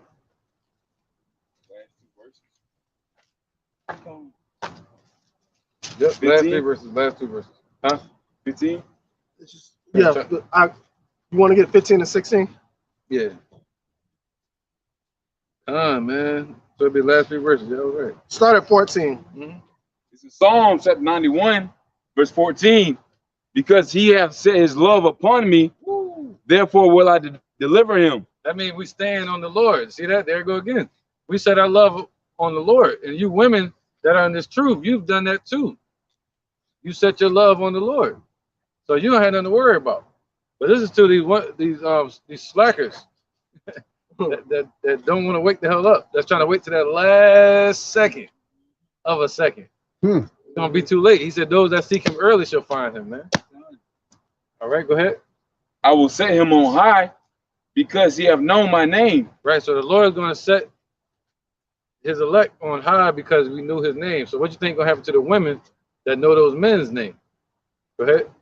Verse That know 15. the Lord's name through those men. Go ahead. He shall call upon me, and I will answer him. I will be with him in trouble. Wow, man. So time of Jacob's trouble. You know?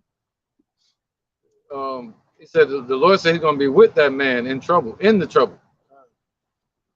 fire, just like Hananiah, Mishael, and Azariah, Shadrach, Meshach, and Abednego in the furnace of Nebuchadnezzar. The Lord was with them in the fire. All right, go ahead. I will deliver him and honor him. Right, so the Lord going to deliver us and honor us, man. Put crowns on our heads. And these women, they live in that fantasy life. They want a prince, right? Well, if you see a man of the Lord, you're watching him go from rags to riches. And the Lord's telling you that, like, this is what I'm gonna do to him, man. I'm gonna exalt him someday and give him a crown. Don't you want to be there to see that? Don't you want to be a part of that woman, sister? Interjection. Yeah. Interjection real quick. Go ahead. This book of Psalm 1:1, verse 6. My eyes should be upon the faithful of the land, that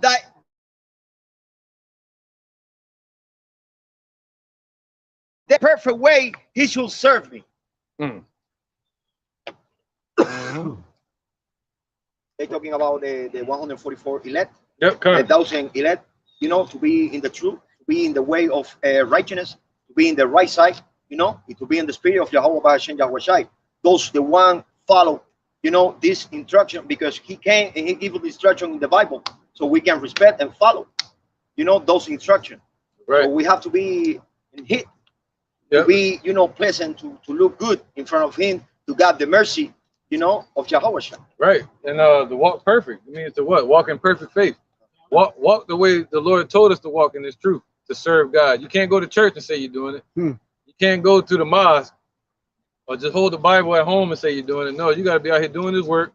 And the women, you got to find you a man of the Lord, or just pray to the Lord and try to stay in the truth and watch men teach, you know, all the way to the end. We can just over down. Okay, you good. This is Luke 1:25. Thus have the Lord dealt with me in the days wherein he looked on me to take away my reproach among men. And that's how the women should be acting, man. They want their reproach taken away. Because it's not like we have to follow order too. We can't go strictly to Yahweh. We have to ask Yahweh Shai to take away our reproach. And it just trickles on down, you know. So we want Yahweh Shai to honor us as a weaker vessel, just like how we honor the women as a weaker vessel, dealing with them according to wisdom, not according to emotion. But it's hard for women to step aside that and put their emotions aside, because Esau has got them all into their feelings, right? So the way they can't understand logic when you try to teach it to them logically. So they get all caught up into the emotions behind. As soon as you tell them the order, they feel like, oh, a woman ain't worth nothing. Huh? No, that's not what we're saying. What we're saying, just like how we have to follow order, we can't go straight to Yahweh. We have to go through Yahweh Shai. And that's the order that was set up. He is our hiding place. That's as we shall be the hiding place to the women. Go on. You know, you said it. We lean on the men lean upon Yahweh Ba'ashem Yahweh Shai. The women lean upon the men who lean upon Yahweh Ba'ashem Yahweh Shai. The children lean upon the adults who lean upon Yahweh Ba'ashem Yahweh Shai. Just a beautiful order that he set up. That's it. But they choose but they'll follow the order that Esau set up, because Esau set the woman up over the man. Esau is exalting the women. Now, come on, common sense will tell you why when y'all get housing subsidy, they tell you that the man can't live there with you, because they understand that the man is your head, that's your direction, and they don't want you to have direction. They want you to run around this bitch like a chicken with his head cut off. And that's how we failed as a nation. All right, that goes back to how that Esau, he kind of bound the strong man of our nation and to spoil his house. All right, he was able to spoil our house because our men are not in the right mindset. You got to return back if you are the elect. All right, turn back to Yahweh Ba'ashem Yahweh Shai and come back to your righteous steed. All right, and be a man. All right, and not simp and take a part of these ways of this world. Right, man. Because even during the times of Assyria, the men was following the women. That goes in Isaiah 3. They were walking around with round tires like the moon. That goes into the earrings and the big moon necklaces they be wearing. Them half moon shit, they were wearing them back then. Following the women, man. All right. Somebody get Matthew 7:24 real quick. Then we get the other precepts. Just to back up that point. It's the book of Matthew, chapter 7 and verse 24. Therefore, whosoever heareth these sayings of mine and doeth them, I will liken him unto a wise man which built his house upon a rock. Right now, those wise men are going to be from the 12 tribes of Israel. And the rain descended, and the floods came, and the winds blew and beat upon that house, and it fell not, for it was founded upon a rock. Right, so the winds coming, which represent the destruction and all the adversity and the persecution, you know, in the time of Jacob's trouble, and it's going to beat upon each individual that's on this earth in that day, man. So I mean, you're going to feel some of that stress and anxiety. But the Lord said you ain't going to fall. He said he's going to redeem you from death, keep you from it. And it ain't like the Titanic, where there wasn't enough room on that little ass piece of metal that tire that woman was on, and the dude had to drown. Yeah. There's enough. Yeah, there's enough rock on this. There's enough space on this rock for the both of us. The foundation is big enough. The foundation is big enough, man. For us all not to drown. That's right. Right, brother. Verse 26. And everyone that heareth these sayings of mine and doeth them not shall be likened unto a foolish man which built his house upon the sand. And the rain descended, and the floods came, and the winds blew and beat upon that house, and it fell, and great was the fall of it. Right. What they call that? Building generational wealth. That's all their focus is, man. You know. But the Lord said they're building, they're setting their riches in a place where it can be stolen. But the Lord said we stashing our riches in the heavens, where moth and rust don't corrupt, and thieves cannot break through and steal. You know. So and imagine, all right, just imagine, like, so the winds coming down is that destruction, and your house, you're part of that foundation that's still standing. But the Lord is showing you the strength that He put into you, and He's showing these other nations the strength that He put into His elect men. Because pressure can either bust pipes or it can create diamonds, man. So understanding going through that and seeing your place that the Lord has set you up at the end, that's also a faith booster. Small enough. Some more precepts? I got one. All right, go ahead. It's the book of 1 Timothy chapter 2 and verse 13. But Adam was first formed, then Eve. And Adam was not deceived, but the woman being deceived was in the transgression. Notwithstanding, she shall be saved in childbearing, if they continue in faith and charity and holiness with sobriety. Right, where you at? 1 Timothy 2 and 13. All right, yeah, hold on that real quick. No, you good. It's cool. Either way. Let's finish this. All right. This is back at Isaiah chapter 4. That's the next scripture. Excellent. Verse 2.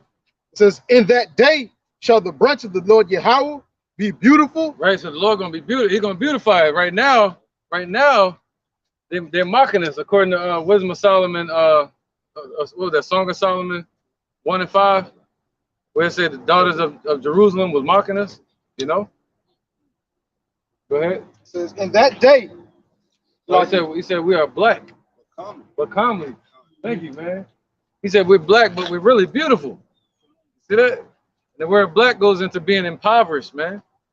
Yeah, we look poor and all that. We ain't rich, filthy rich, but we're beautiful. We according to Revelation 2 and 9. It says, Isaiah chapter 4, verse 2, in that day shall the branch of the Lord Yahweh be beautiful and glorious, and the fruit of the earth shall be excellent and comely for them that are escaped of Israel. Right, man. So, for them, it's going to be comely for them that are escaped of Israel. That's talking about the elect of Israel that's going to escape.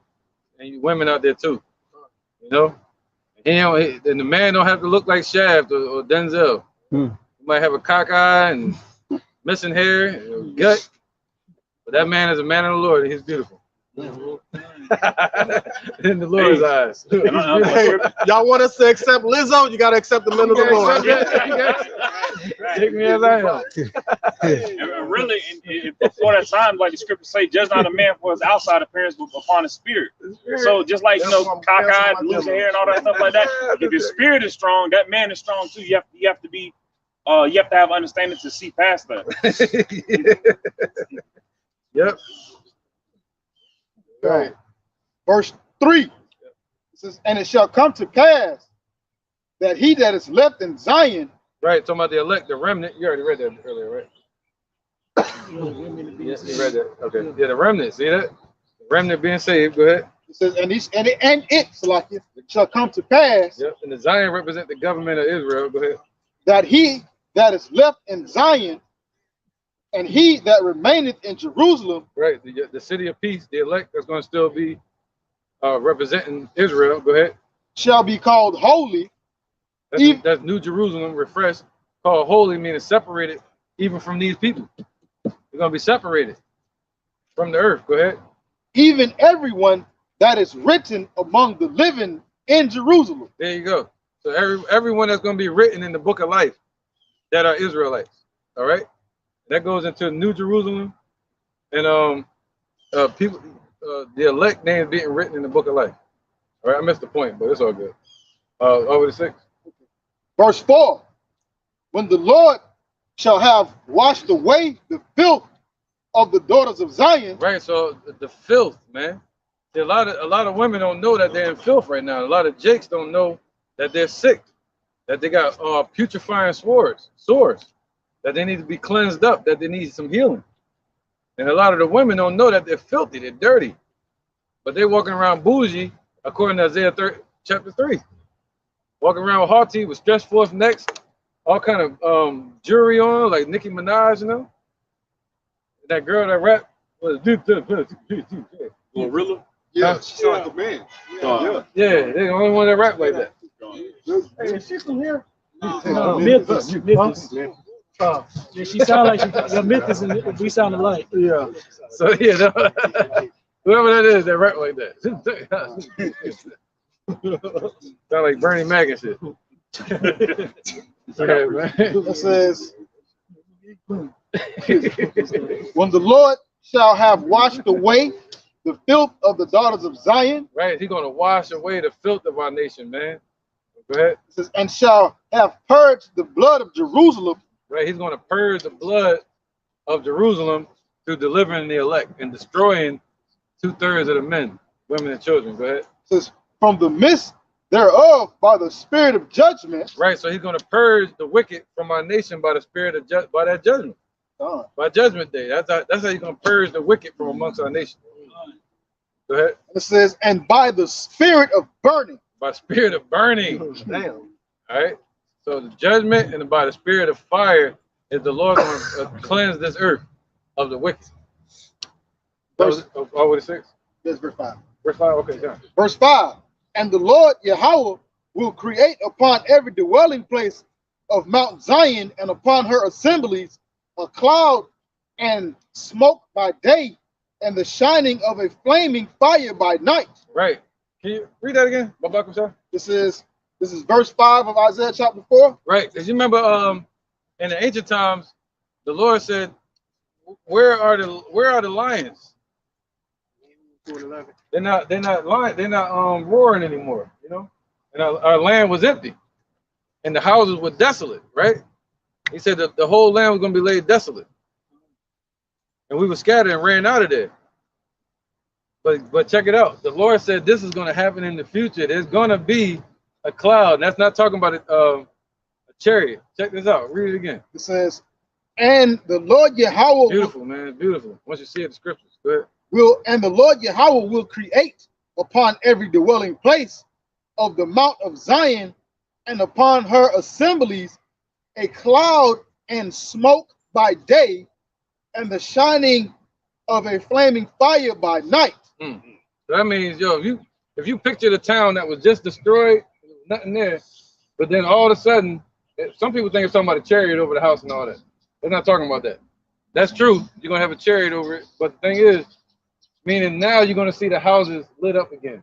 You're going to see people cooking during the day, smoke coming out of their chimney. you're gonna be seeing them lighting fires at night. That's what it's talking about. All right, under every house, over every house, and you're gonna have chariots over it too. But that's not the point. Now read it again with more clarity. It says, verse 5 of Isaiah chapter 4. So you better ride with, you better get you a man of the Lord. We're gonna have mansions. You know?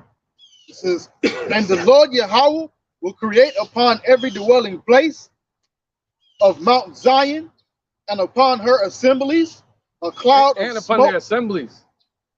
And over their assemblies where they gather at. Go ahead. It says a cloud and smoke by day. A cloud and smoke by day. See that? A chariot too. Go ahead. And the shining of a flaming fire by night. See that? And the shining of a flaming fire by night, man. All right? So there's gonna be a lot of partying going on, man. And anybody that doesn't get on board, they're gonna miss out on that. The ushering in of the kingdom. All right, go ahead. For upon all the glory shall be a defense. See that? So upon all the glory is going to be a defense, and that goes into the chariots. All right. Verse 6, and there shall be a tabernacle for a shadow in the daytime from the heat, and for a place of refuge, and for a covert from storm and from rain. Right. So the Lord gonna have a covert for the men, them chariots. And in the kingdom, we're gonna have houses. We're not gonna just be walking around the earth roaming and shit. We're gonna have homes, man. You know, big ass mansions. All right. There's one part I just missed. 6. So the last one, yeah. It says, and there shall be a tabernacle for a shadow in the daytime from the heat, and for a place of refuge. Right, and that tabernacle also represents Yahweh. It said the Lord is going to be the temple of it. You know? So we're going to be able to abide in his shadow. He's going to be our sun. You know, we're not going to have need of the sun or the moon. All right? So this is going to last forever. It's not going to be taken from us by these nations, man. And again, it says, and for a covert from storm and from rain. Right, and a covert from storm and from rain. So we're going to be protected from everything. So if you get with a man of the Lord, the woman will be protected from everything as well. All right? 1 Timothy 5 and 6.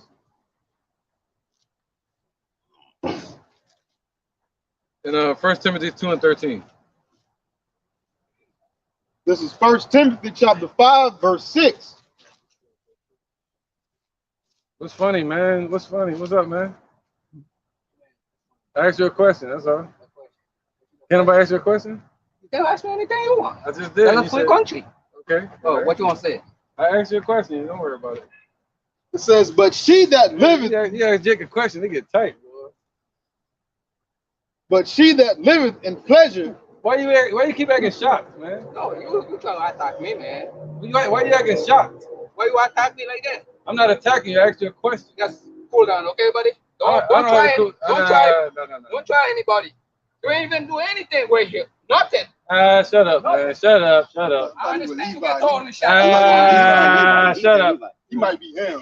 Yeah, he a Hamite. Shut up. Go ahead, bro.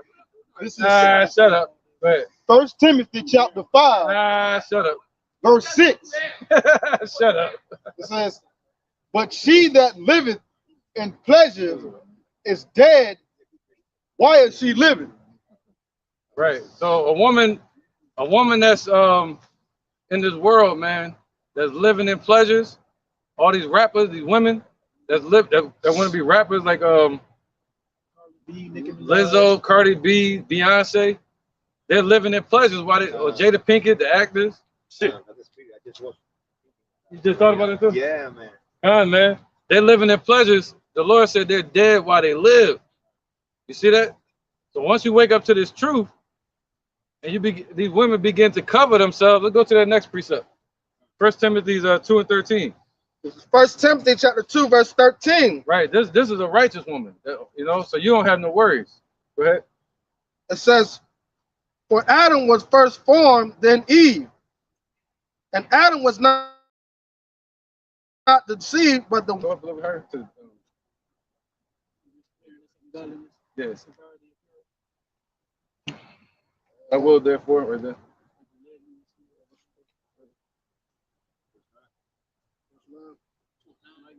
All right. This 1 Timothy 2:8. I will therefore that men pray everywhere, lifting up holy hands without wrath and doubting. Right. So he ain't say the women.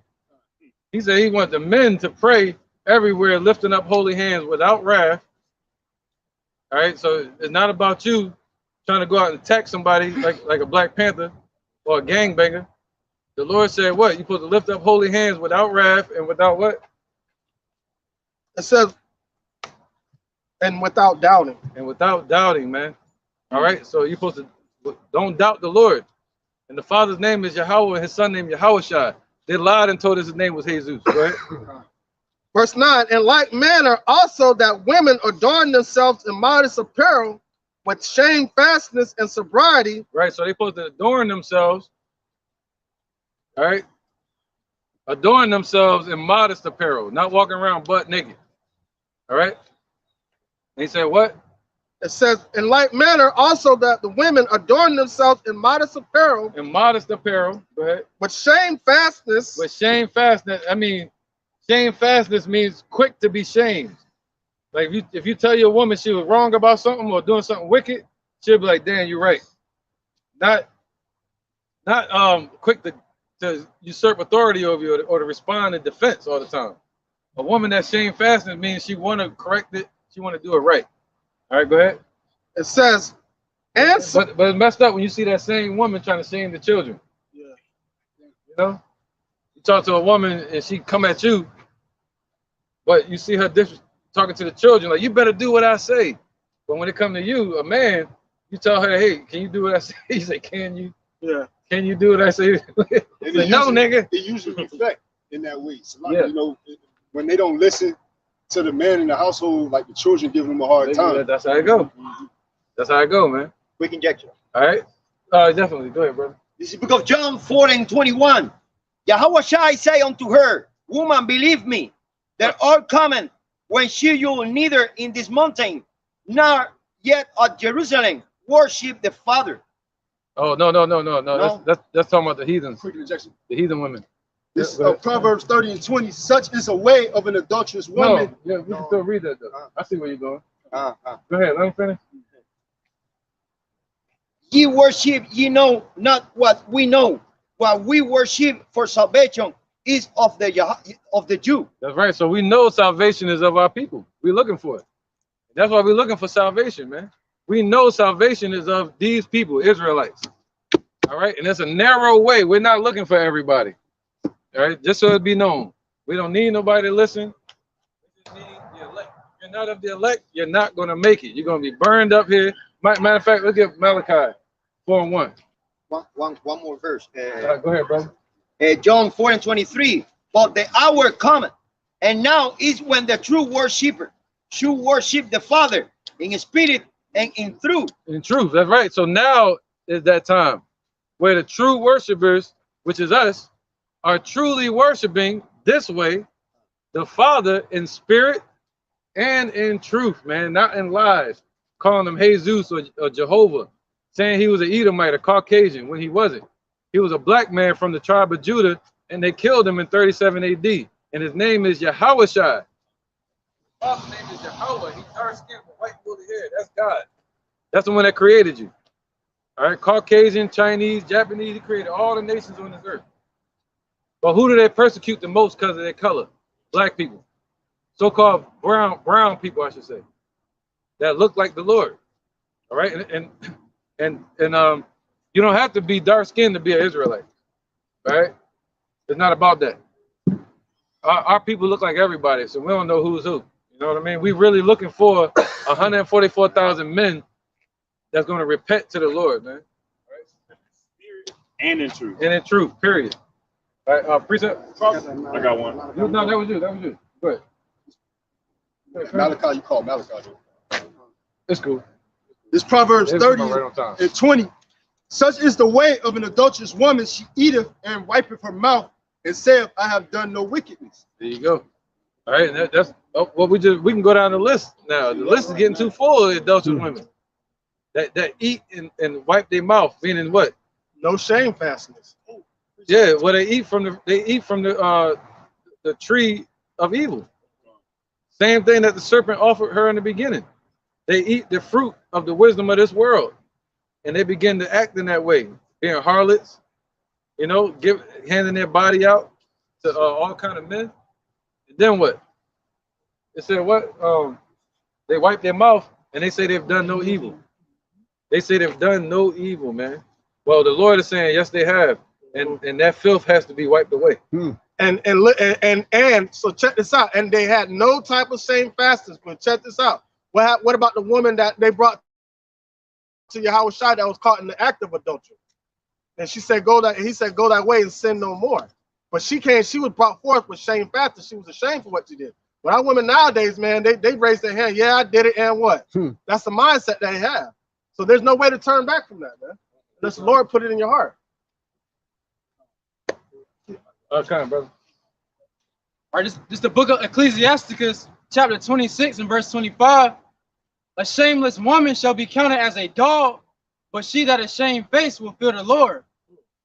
Fine, just what the bishop was saying, man.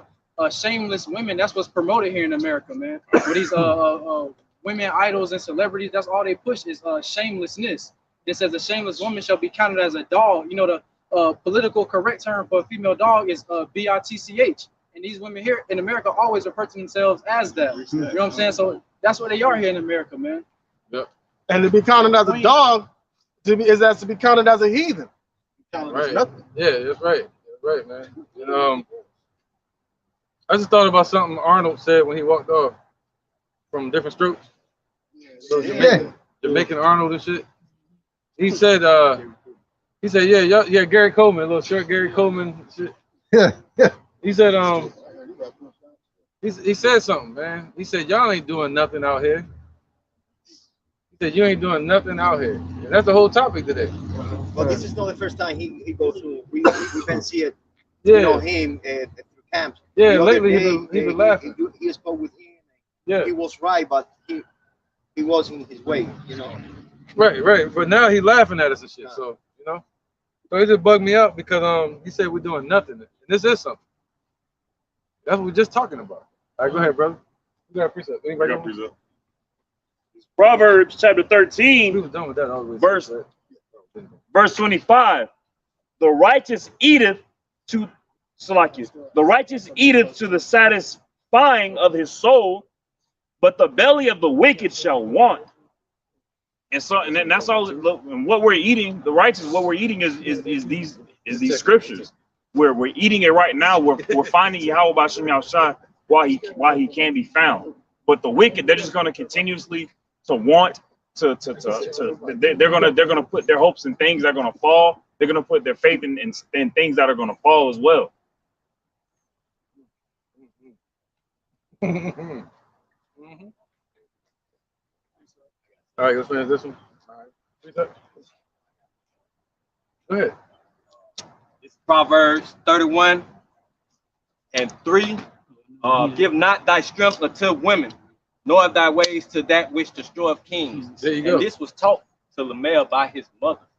That's just wild, man, to me. You know, his own mama taught him not to give his strength to women in general. You know, we gotta stand strong, man. You should be giving all your strength to the Lord anyway. Yahweh B'Shem Yahushua.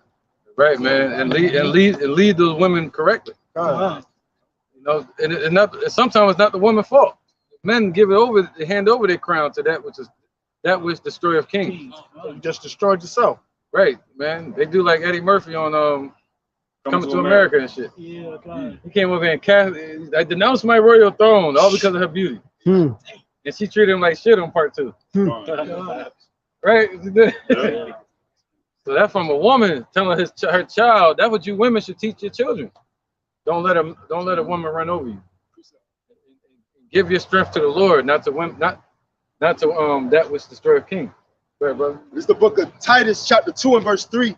The aged woman, likewise, that they be in behavior as becometh holiness, not false accusers, not given to much wine, teachers of good things, that they may teach the young woman to be sober, to love their husbands, to love their children.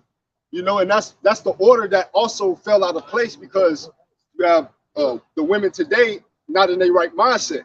So you have 30-year-old grandmas. Yeah. All right, teaching the younger women what not to do. All right, be into whoredom. All right, be adulterers. All right, not how to respect their men. All right, go out there and try to pick and choose. Right. Right. They say choosing. They were saying choosing. Yeah, she choosing. Yeah. I don't want to get into bashing. You know, we're going down a different angle. Yeah, because that'd be. There are some good, gracious women out there. And the point is what the woman was saying in the beginning. She's looking for protectors. And not like nowadays. I mean, because if you look into the inner cities, I don't want to talk about the way the world is. Women are not looking for that specifically. They're looking for that lavish lifestyle instead of that way of wisdom. You know, that light, that lamp that the Lord gives us for our walkway. Right. They're not looking for that. And in that day, it's going to be made known who has that lamp, that light way, that pathway set. You know, and that's what they're going to flock unto. And a woman like her, she'll look for a man that can rub his two sticks together to create fire, not a man that can call fire from heaven. More worried about the physical than the spiritual. Right. Well, what she can see instead of what she can't see. Can I make that corny real quick? Wait, she looking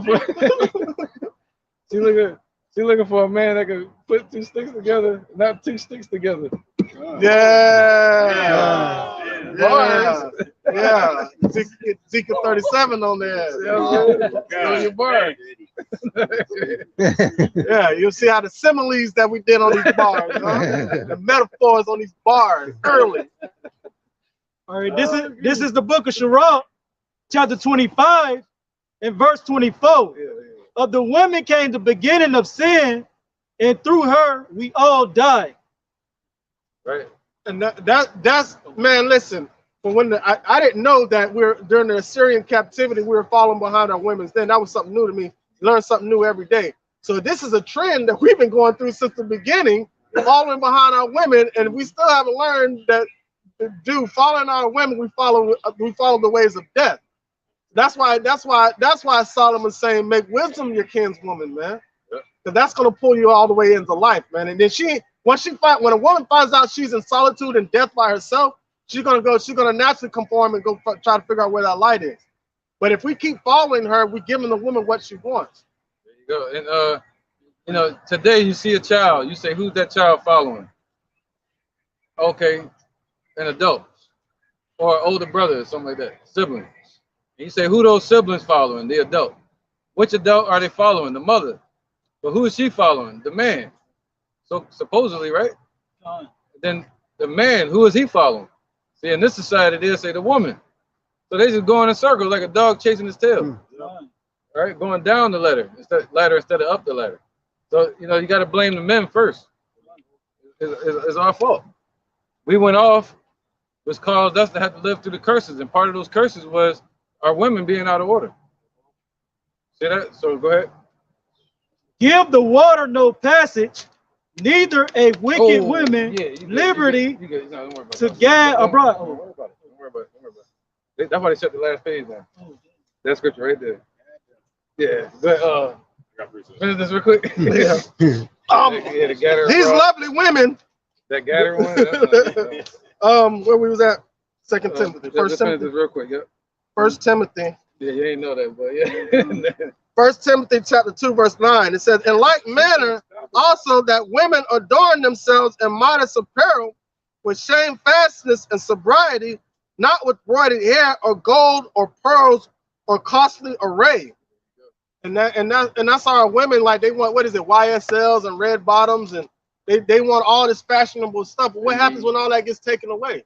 See, our women don't understand their natural beauty, because it's not about dogging a woman, because a man's glory is his woman. A woman's glory is her hair. I mean, and taking pride in your head and in your woman. That's why the scripture says, your desires shall be to thy husband. That's twofold. That works for the men of Israel. Our husband is Yahweh Shai. All right, your desires are supposed to be your husband, the men of the Lord.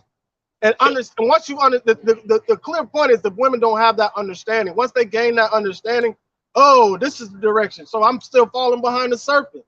Once these women realize that, then they're going to turn to look for the closest thing to them. That's going to be the man of the Lord. Yeah, plus, you know, you dress somebody up like that, it gives them a false sense of security. They wear all that gold and pearls and costly array. That gives them a false sense of wealth. When the Lord said we're really impoverished as a nation. And the Lord explained that as calling us women in Ezekiel chapter 16 to talk about how he decked us with jewelry and choice rubies. And we looked at our outward array as our own beauty, but didn't understand that he was beautifying us with the law, separating us from the nations, man. That was really what the rubies and gold that we are decked on the outside was really supposed to represent the spirit of the ruling mentality that we're supposed to have within, according to the law, statutes, and commandments. Right, just like a man today, as soon as he get a job, he go out and buy jewelry.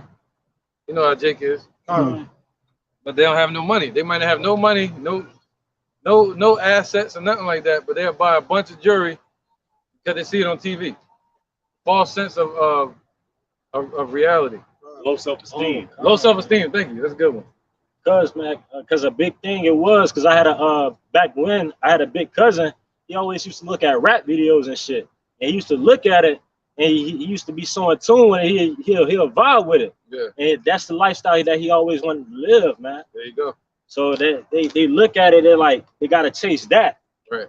And that's what they got their mind focused on. That lifestyle that them rappers and them singers and them fashion designers and them actors put on. That's right. And that's what they want. And the Lord told us to cast down these idols and cast down these egos and just become his daughters and his sons again. Right. And Esau understood that and seen the ways of Jake, how Jake liked to be flashy. And so Esau promoted that. Hey, let me create this lavish lifestyle. What is the first thing the slaves did when they got so-called free? They went and bought a suit to spent all their money to buy a suit and some shoes to try to make their outward appearance, their apparel look like Esau. Not knowing that the diamonds was blood money, blood diamonds. Esau would go over there and steal a whole mountain and give you a damn nugget. The fourth of what he stole. Yeah, give you a nugget. Cubic zirconia. High class cubic zirconias. Yeah. And to the point, these fools walk around with one of them diamond testers. Hey, let me test the chain, cuz. Like, come on, man. It's really that serious? Yeah. After you test it, I'm going to tell you about Russia. You can go ahead and test it, though. You can test it. Well, let me tell you about this collapse in the economy. Yeah, man. So who's reading? What was it on that? Sirach 34:1? Yep, Sirach 34:1. Amos 5:18. Sirach 34:1. Amos 5:18. And Galatians 6:3. Whoever get them. All right, this is the book of Sirach, chapter 34 and verse 1. Yep. The hopes of a man void of understanding are vain and false, and dreams lift up fools. There you go, man. What's the main dream that lifted up these damn fools? The American dream. It is that American dream in that pursuit of happiness have lifted up a lot of these foolish people of our nation, man. And especially back in the 80s and shit, and 70s, they're getting that conch in their hair. That's when it started. The entertainment, and especially during World War II. You seen that in the beginning of Malcolm X. He had to put his head in the toilet to get all that stuff out of there. Yeah. Burning up their scalp, trying to make the hair look straight like Esau. Right. Yeah. So during World War II, that's when that started. They started. They had their first musical with Jakes. All right. That's what started that. You know, them trying to entertain people with movies and stuff like that, distract them from all hell that was breaking loose. So what is that? A distraction. Look at your boy, Nat King Cole. Seeing him, his hair was straight processed, looking like a straight Edomite. Only thing that separated him from Esau was his dark skin. Look at what is Sammy Davis Jr.? Yeah, that tidal wave is going on. He was Northern Kingdom, by the way. Yeah, and he converted over to Judaism. Yeah. And it showed a form of that in Django with Jamie Foxx, how he was a beat up slave and he was, strong and mighty. And then as soon as he was a free man, he put on that blue suit. He put on that blue suit with the nice collar. He did, right? Yeah, the fancy things. That cultivated personality, that created personality come along with it. That boss. And then when he was talking to the slave woman was like, oh, so you know, where you and your master from? He's like, he's not my master. She was like, so you want to dress like that? So I was like, you have all the freedom, and you want to dress like that? Yeah, God. A slave to a free person. Yeah, it would have looked better ending the movie how he dressed as he started. Going out like a warrior, you know, rugged, you know. Yeah, God. Besides that, he changed his way to look. Right. The Lord said, what? Don't trim your ways to seek love. All right, let's keep going. Amos 5 and 18. Get through this lesson. Amos chapter 5 and verse 18. Woe unto you that desire the day of the Lord. To what end is it for you? The day of the Lord is darkness and not light. As if a man did flee from a lion, and a bear met him, or went into the house and leaned his hand on the wall, and a serpent bit him. Right. That's right, man, because the Lord going to bring hell upon these men, especially a lot of these women that be in these churches. What end is it for them, man? You know, what end are they looking for? For the Lord to come down and hand out roses, you know, and band-aids to heal everything? No, man. The Lord coming with fire. They said the day of the Lord is darkness and not light. You know, it ain't gonna be some damn party at Woodstock. You know what I'm saying? And that's just it, man. The Lord said what? He coming to bring fire to the earth and destruction. All right, that was it on that. Yeah, Galatians 6 and 3. This is Galatians chapter 6, verse 3. Right, so it ain't gonna be nowhere to run out here, man. You're gonna run to the police. There's gonna be destruction there. They might get whatever could happen there. I'm not gonna speak on it, but you're gonna try to run into somebody's house. You're gonna run into a snake there, like on Book of Eli, where they were eating people. Remember that? Yeah, they thought they found solitude, and then it was like, wow, handshaking, too much iron. That's like you get that from eating people's blood. Yeah. So they was like, hey, we're gonna have to go. He's like, no, go ahead and sit down. Had a shotgun to him. Yeah, they're about to eat him. It's gonna be cannibalism, man, and a lot of rape been going on. Especially a lot of these women walking around naked. Oh, that was the first thing. She was in the city and she was safe pretty much the whole time. And as soon as she went out on the road trying to follow Eli, she fell into a snare and was immediately about to get raped. Like that was like the first ever encounter on the road. It's gonna be like Mad Max out here. And that's just it. It's gonna be like Mad Max, man. You know.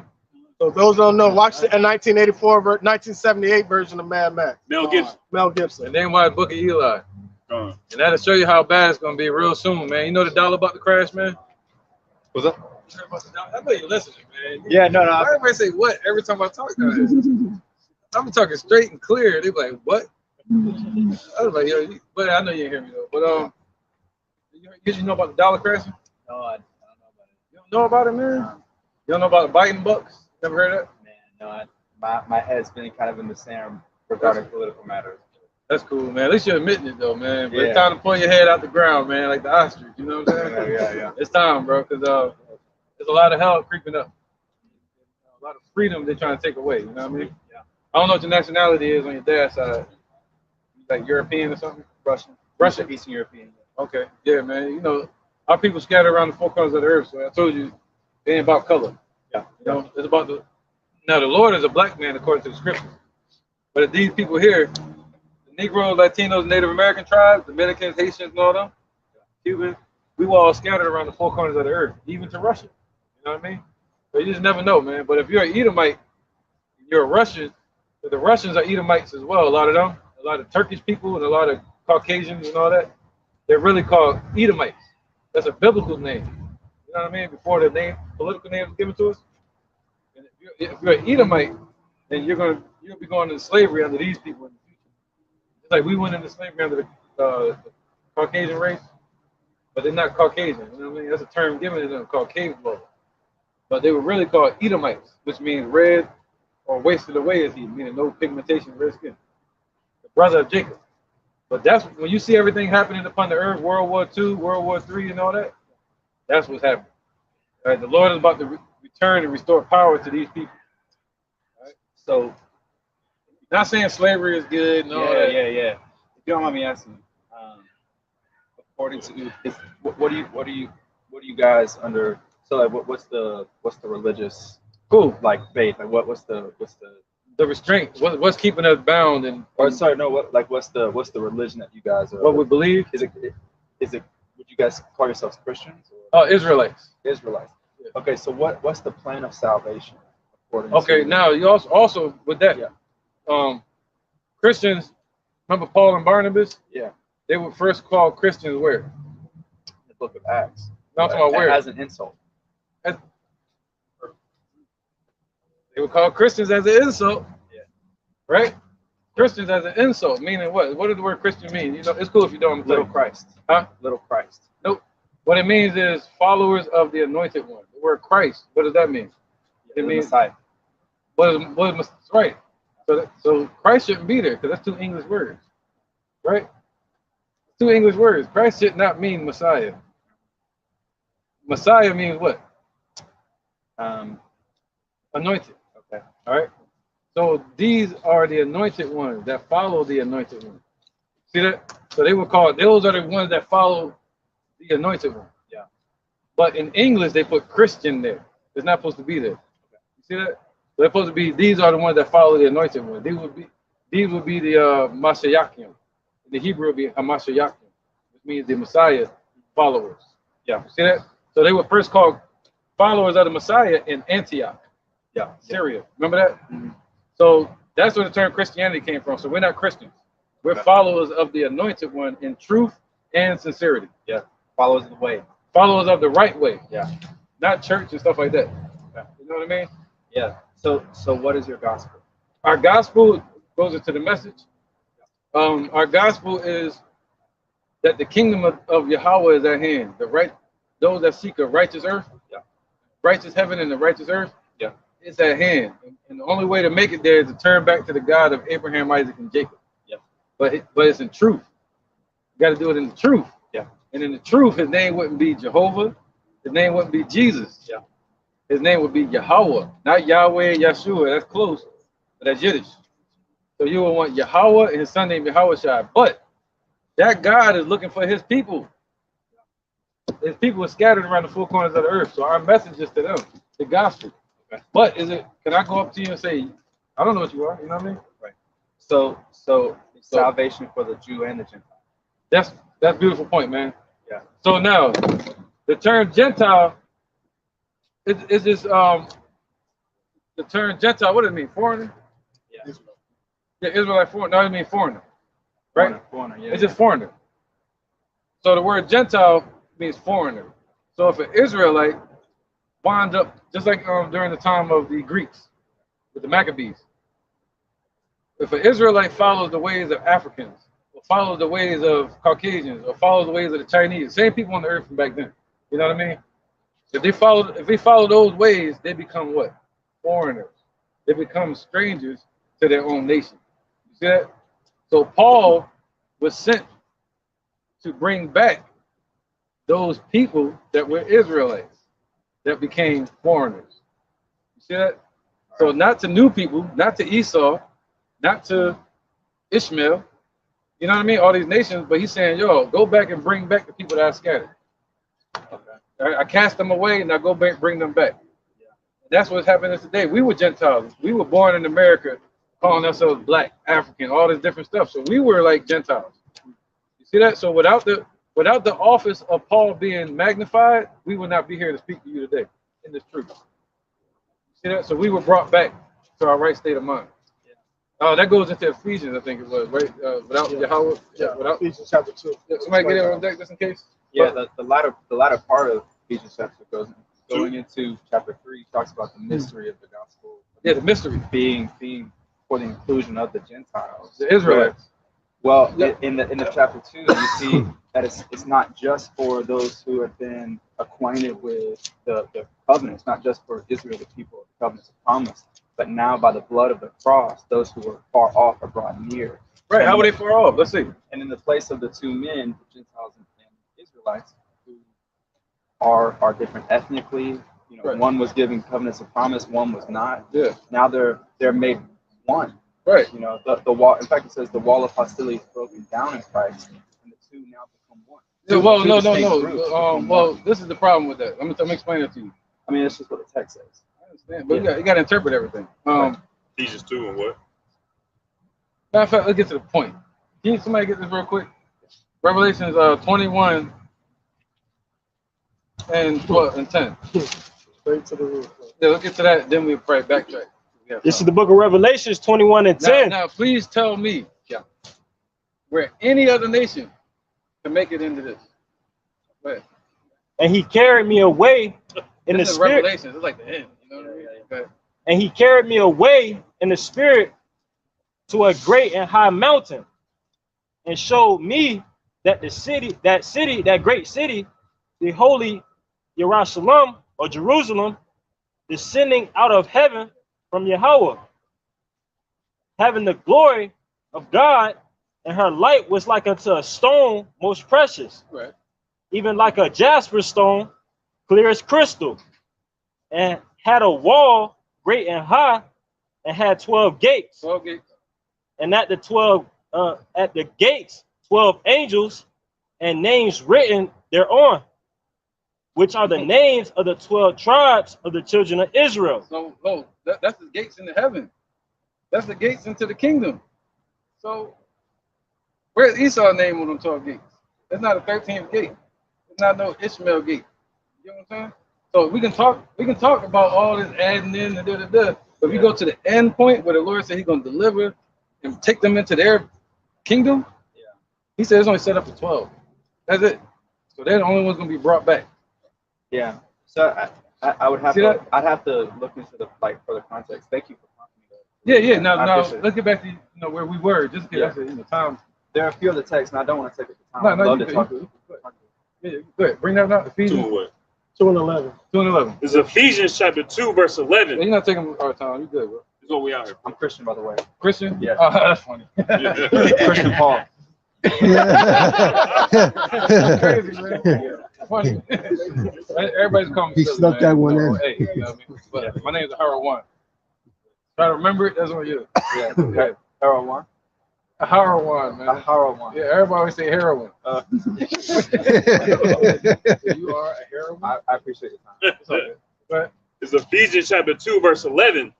Wherefore, remember that ye being in time past Gentiles in the flesh, who were called uncircumcision by that which is called the circumcision in the flesh made by hands. Are you understand what that's saying right there? Yeah, I'm pulling it up. You got King James. King James original version. No, you good. All right, so do you understand what that's saying right there? Because that scripture right there tricks a lot of people, and it could be misinterpreted. So read it again one more time, Zariel. Ephesians chapter 2, verse 11. Wherefore, remember that ye being in time past Gentiles in the flesh, who are called uncircumcision of the past.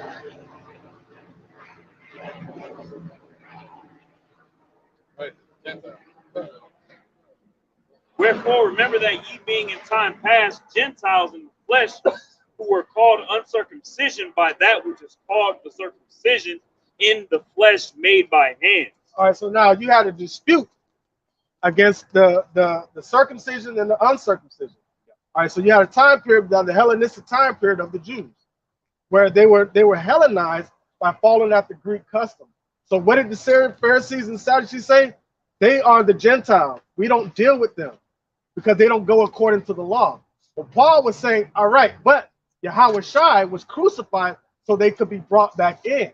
That's the grafting in of the Gentiles. And it all goes back to Isaiah chapter 11. Yeah, not physical circumcision, but circumcision of the heart. Right. Yeah. So with that being said, Paul was like, no. That's why he went to Peter when Peter was brought to Cornelius. He said, you cannot call common what I have made clean. We were made clean because we were in a Gentile state of mind, following after customs of the heathen. So he had to wait. We couldn't come back according to the law because we're teaching our kids the laws of the heathen. You know, this goes all the way back to the time of even from before then. So now Paul was like, keep going. Verse 12. Now that you have that in mind, understanding the Hellenistic time period, because a lot of times when it says Gentile, you look up that word in the Greek, it says Hellen, meaning it was a Jew, but they were practicing Greek customs. Go ahead.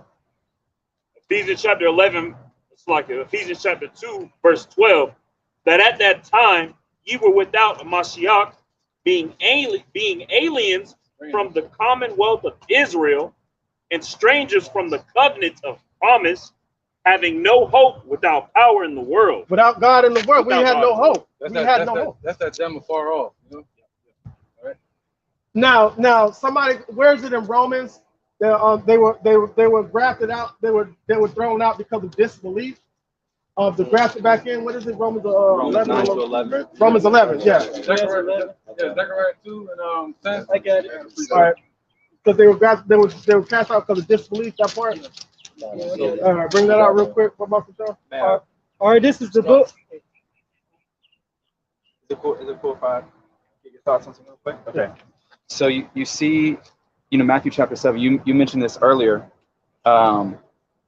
where it's talking about the narrow way. There are going to be many on that day that say, Lord, Lord. But who are those who will enter the kingdom of heaven? It's those who do the will of the Father. Right. They'll say, I did many works in your name, so on and so forth, but they're liars. Right. How do we know that? Because he declares to them, I never knew you. Never knew you. No, you won't know that because of that.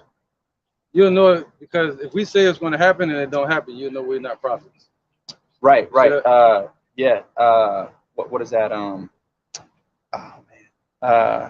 Moses sets the standard of a prophet, and is it Deuteronomy chapter 8? 18. That's right. Enter by the narrow gate, for the gate is wide. So yeah, you mentioned that earlier. Yeah. Matthew chapter 8 goes on to say, this is Jesus talking about the Gentile centurion. And he says, I haven't found a faith like this in all of Israel. But he goes on to say, truly I tell you, with no one in Israel have I found such faith. Matthew 8, verse 10. That's your answer right there too. I tell you, many will come from east and from west to recline at table with Abraham, Isaac, and Jacob in the kingdom of heaven, while the sons of the kingdom, the people that God set his affection on, right? God set his affection on, which is the people of Israel. I didn't love you because you were great in number. So I loved you because I made a covenant with your fathers.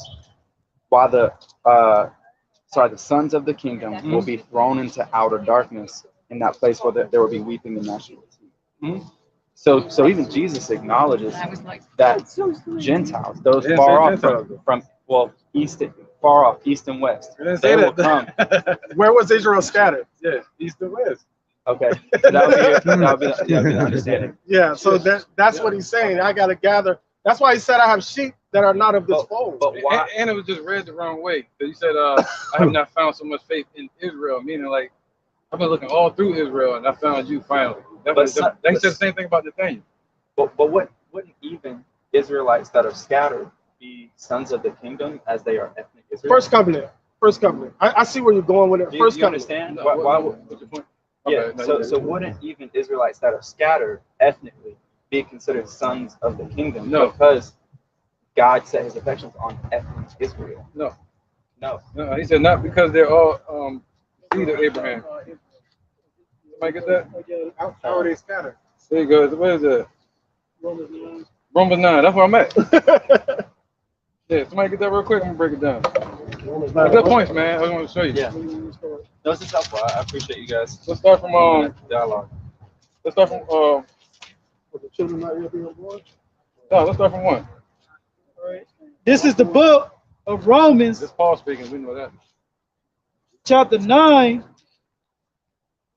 Not you, man. And I'm gonna start at. What did I say? All right, this is the book of Romans, chapter 9. I'm gonna start at 1.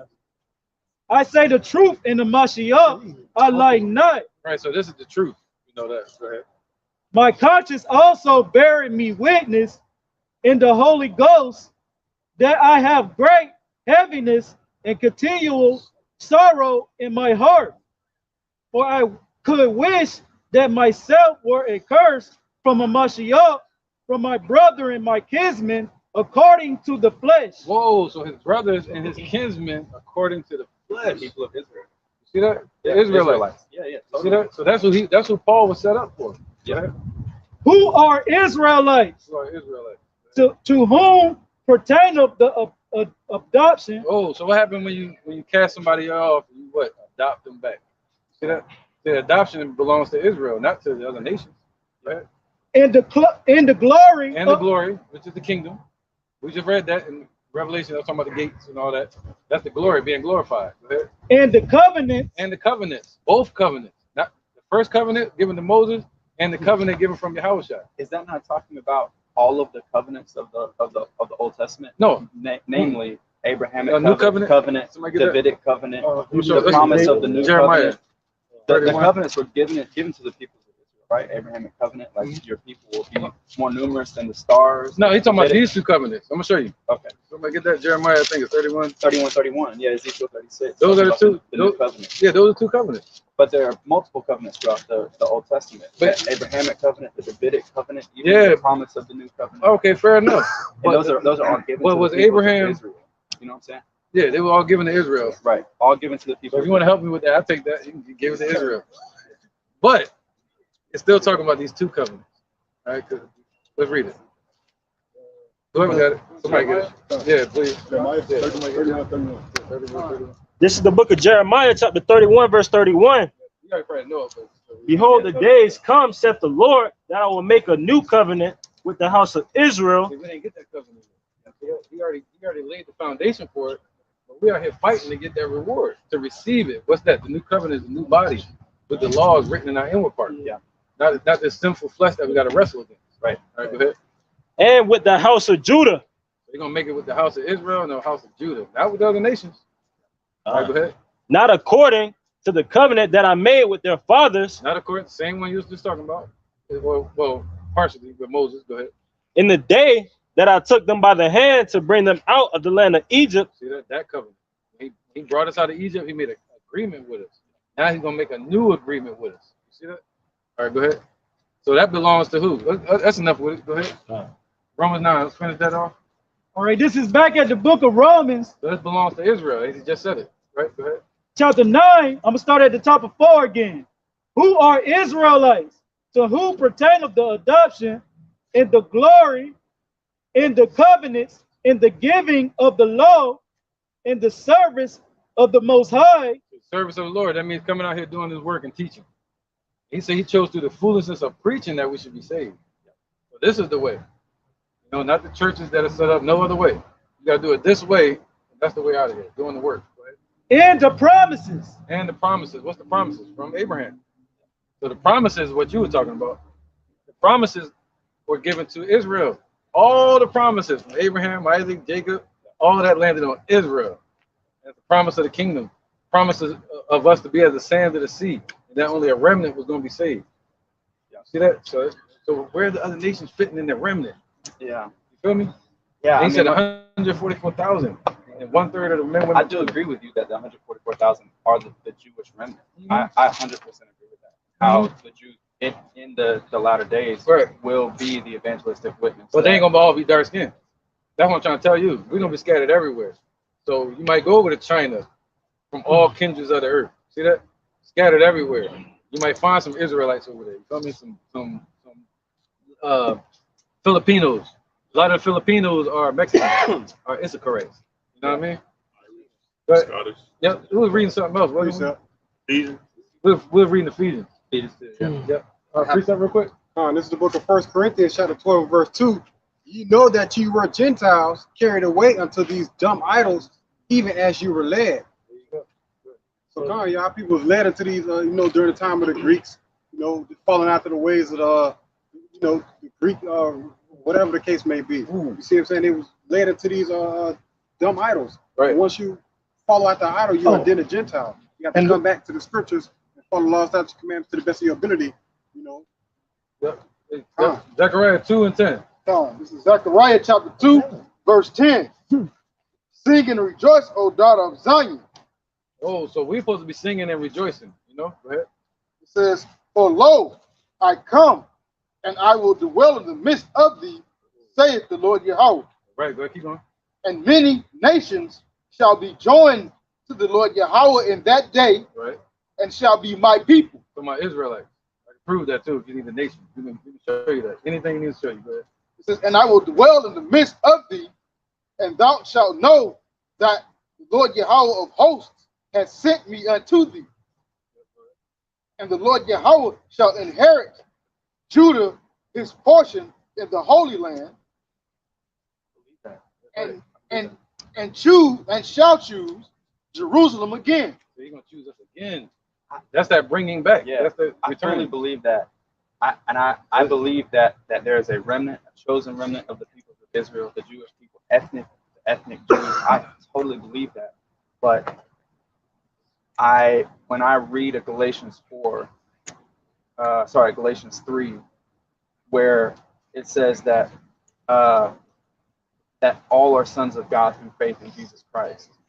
And now, those who have been baptized into Christ have put on Christ. There's neither Jew nor Greek, neither slave nor free, nor male nor female. We're all one in Christ. I don't see. That doesn't mean you're just not hearing us. Like we're telling you, it's just fair enough. I'm just saying, like straight. I'm just talking. We're telling you, and we try to explain it. That the word Jew is an abbreviation for the word Judah. Yeah. Right. It's just something that the Roman Empire called us at that time. They said, look at the Jews. Right. But that was just a class of one group of our people. Right. So the Lord said, what? Do you have Jews that were of the circumcision? Right. They were called Jews.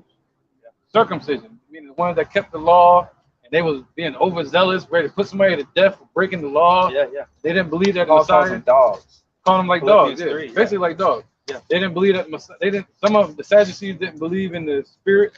You know, that reincarnation. You know, there's a lot of things they didn't believe that Yahweh came and taught them. But then you had on the other hand the Gentiles, which were Israelites that were, say for instance, it was a Israelite that was born in Greece, or that was born somewhere else. What's his name? Timothy. His dad was a Greek, and his mother was on the truth. See what I'm saying? His dad was a Greek, meaning he was a Hellenist, meaning he was believing that Greeks' philosophies and idolatry. So he was a stranger. But his son was no longer a foreigner. He was brought back to the Commonwealth of Israel. You see what I'm saying? So those Gentile Greeks, Israelites, Romans, Israelites, Paul said, I'm a Roman, but I am of the tribe of Benjamin. See that? I'm American. I'm black. I'm African. See what I'm saying? They're still Gentiles. They're still foreigners. But once they know about Yahushua, they're no longer strangers from the Commonwealth of Israel. They're brought back to being Israelites, not Jews. Israelites, sons of God again. Nobody else can be. The Lord said He chose us above every nation. Deuteronomy 7:6. 76. Yep. So there's no way for that to happen. Because look, it says Obadiah 1:18. I have an engagement backing you on the cabinet. Yeah, go ahead, brother. This is Hebrew A and 7 all the way to 9. For if the first cabinet has been faultless, there should no place have been sought for the second. For finding fault with them, he say, behold, the days come, say the Lord, when I will make a new covenant with the house of Israel and with the house of Judah. And this is the reason why when he asked for Jeremiah 31:31, I turned to that one instead, right? Because it's basically saying the same thing. But where he said finding fault in them, he had to make a way for them to be brought back. So what is the wages of sin? Death. Somebody, so blood had to be shed. So all these, who can go in the Holy of Holies? When the high priest would go into the Holy of Holies, he would have to make one sacrifice for his own sins and a sacrifice for the sins of the people. We ain't doing nothing with all the sin that was going on in Israel. We ain't doing nothing but barbecuing. That's all we're doing is barbecuing, offering after offering after offering because of the amount of sin. So now there was going to be one atonement, one mediator, because it was what the Pharisees were failing to realize when Yahushua was talking to them. Listen, I'm the way for everybody, not just the circumcision and the uncircumcision. He's like for the uncircumcision, because even though y'all claiming the law, y'all ain't all falling at 100%. Because guess what? I'm that sacrifice. You're no longer worthy to bring forth that sacrifice. He entered into the Holy of Holies to bring back the commonwealth of all Israel, because all Israel is kind of in some way or form going off. So now he had to solidify that promise because he found fault in us. So we needed a way to be brought back. So that's why Paul would say there's neither Jew nor Greek. That's he was talking about, the ones that knew they were Jews and the ones that didn't know that chose to go. Because guess what? if they want to come back to the Commonwealth of Israel, the Pharisees and Sadducees wouldn't allow them to do that. Speak on it too. Romans 11:25. For I would not, brethren, that ye should be ignorant of this mystery, lest ye should be wise in your own conceits.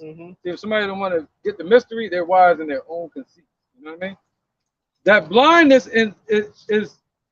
that blindness in part has happened to Israel until the fullness of the Gentiles be come in. Those are the ones that were being brought back. That's right. There you go. Watch this. Watch this. Look at the point. We're gonna break it down just in case. Yes. And so, because of this, because of the Gentiles coming back, and so all Israel shall be saved, as it is written, there shall come out of Zion the deliverer, and shall turn away ungodliness from Jacob.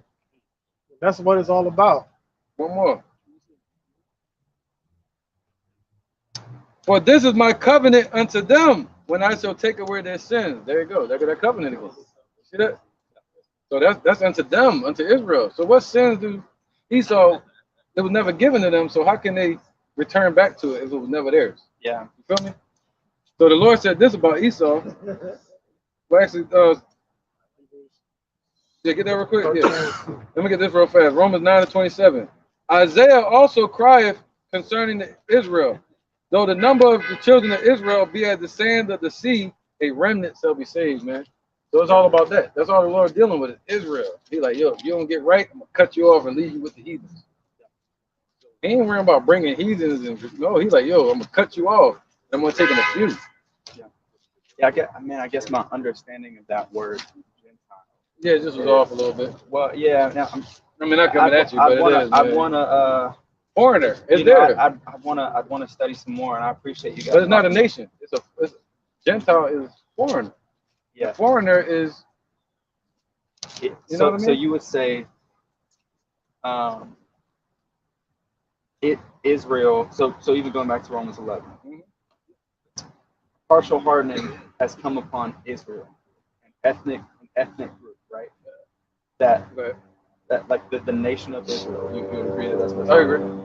So that the Gentiles, those who are outside of this ethnic nation, right, of Israel, could be grafted in. Nope. That's not your understanding. So you're saying ethnic Israel is hardened so that other people that are part of ethnic Israel that are outside of ethnic Israel can be brought in. Nope. Okay. Ethnic Israel was turned inside out and scattered. You feel me? They were taken. Lord had to whitewash them, clear their brain, and sent them off to lose their damn mind in the world. See that? And now he sent prophets to wake them same people up. Say, hey, remember, he said, I'll bring you into remembrance. Remember, then I'll bring you back to me. That's it. Two ethnic Israel. Hey, you're an Israelite. You're not this, you're not that, you're not American, you're not African. Your bloodline goes back to Israel. You need to wake the hell up. Come back to the laws as best you can. And turn to Yahushua. He's the way back to the Father. Right. So ethnic Israel was scattered, and they're the ones that could be brought back. Yeah. You see the difference in our. I just want to show you so you see it. So you know the solid. I think I understand a bit more. Yeah. But I just want to make a point that when you said scatter, you got to understand how the Israelites were scattered. According to the book of Deuteronomy 28, the Israelites were scattered on slave ships. So that's why we say we Israelites, and that's why we say, we point to the 12 tribe chart. Because the Israelites were scattered across the four corners of the earth on slave ships, and that was biblical prophecy. That's why you got Israelites in China. That's why the elder brought out how the so-called Native Americans here. Some of them were sent to the Philippines, and the so-called Mexicans, they were sent to the Philippines. But those same people came here in 722 BC after their 350-year captivity under the Assyrians. Beautiful. Yeah, that was great. All right, yo, somebody get Isaiah 60:2. And this should be the answer right here, man. I know you probably got rule after this. Yeah. But this should be the end all be all. If you go home and think about it, like, damn, they done brought out all them scriptures. You guys have a card? You go on YouTube. Okay. They'll give it to you before you leave. All right. 60:2. Isaiah 60:2, and you'll see the point. And now you break it down, and when you get to 5, you can skip and go to 8. Okay. All right. This is the book of Isaiah. The doves to their windows, that's the gates again. I gotta go to the bathroom. Sorry this is the book of Isaiah 60:2. I'm coming right back. For behold, the darkness shall cover the earth, and gross darkness the people. But the Lord shall arise upon thee, and his glory shall be seen upon thee. Talking about Israel once again. But go ahead. The darkness that was put in, that's blindness was given part unto Israel. So the Jeremiah 17. No, that darkness is going to cover the whole earth. But in the kingdom, this is the kingdom. So in the kingdom, the glory is going to be on these people, on the Israelites. You see that? But in the kingdom, the darkness is still going to be on these other nations. All right. So this whole scripture is talking about in the kingdom. Yep. So that's why I want to show you, like, in the kingdom, you know, that's what everybody wants. They want to be saved. Yeah. So let's talk about these nations in the kingdom. What's going to happen? You know, go ahead. Verse 3, and the Gentiles shall come to thy light. Whoa, so now it's talking about the heathen Gentiles, nations, right? You know, the other nations, Gentiles. That's what we were trying to explain earlier. He said they're going to come to the Israelites for the message, for the laws, for the light. That's when they're going to get it. Go ahead. And kings to the brightness of thy rising. See, and kings, you know, Putin, all these different people, they're going to show up into the land of Israel and say, yo, we want to get some wisdom from y'all, keep the laws, whatever we can do. Just don't get us killed by the Lord anymore. Go ahead. Lift up thine eyes round about and see all they gather themselves together. Right, we're going to look around all the nations. Go ahead. They come to thee, thy sons shall come from far, and thy daughters shall be nurtured at thy side. Yep. Go ahead. Verse 5, then thou shalt see and flow together, and thine heart shall fear and be enlarged. Right, so you're going to see all that. You know, in the kingdom, if you're an Israelite, you're going to be looking at all these nations, bring all these ships, and kings, and all these different people over, and our children going to be leading them, all this different stuff, like running things, and we're going to get, like, what am I supposed to do with all this? It's going to be like somebody bringing it to the shores of America, but to a person. You know what I mean? All the gold, all the riches, but it's going to be like the one individual. Like, that's why I say the heart will be enlarged. Whoa. Right, go ahead. Because the abundance of the sea shall be converted unto thee. See, the abundance of the sea, everything travels through the sea, you know, through the ships. Go ahead. But it's going to be brought to one individual. Go ahead.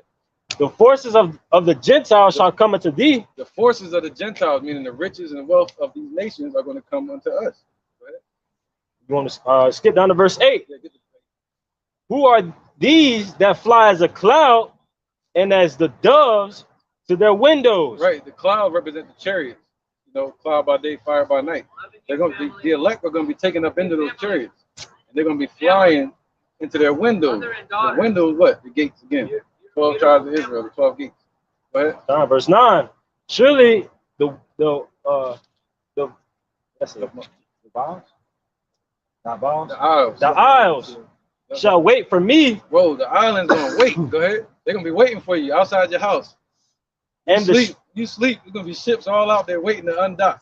Go ahead. And the ships of Tarshish first to bring thy sons from far, their silver and their gold with them, unto the name of the Lord thy power, and to the Holy One of Israel, because he have glorified thee. This is going to happen in the kingdom. All the nations, our children are going to be going out and bringing them to us. Our children are going to be leading the animals, all kind of stuff. Go ahead.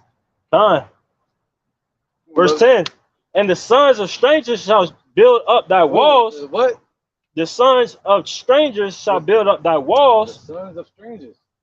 You know, they're going to be building in our kingdom. We have to build in theirs. You know, they're going to build in the righteous kingdom for our Lord, Yahweh. Right, go ahead. And their kings shall minister unto thee. Right. Their king is going to serve us. Go ahead. For in my wrath I smote thee. So in his wrath he smote us. That's why we went off. See that? In his wrath he was angry with us, so he turned us away and scattered us. Go ahead.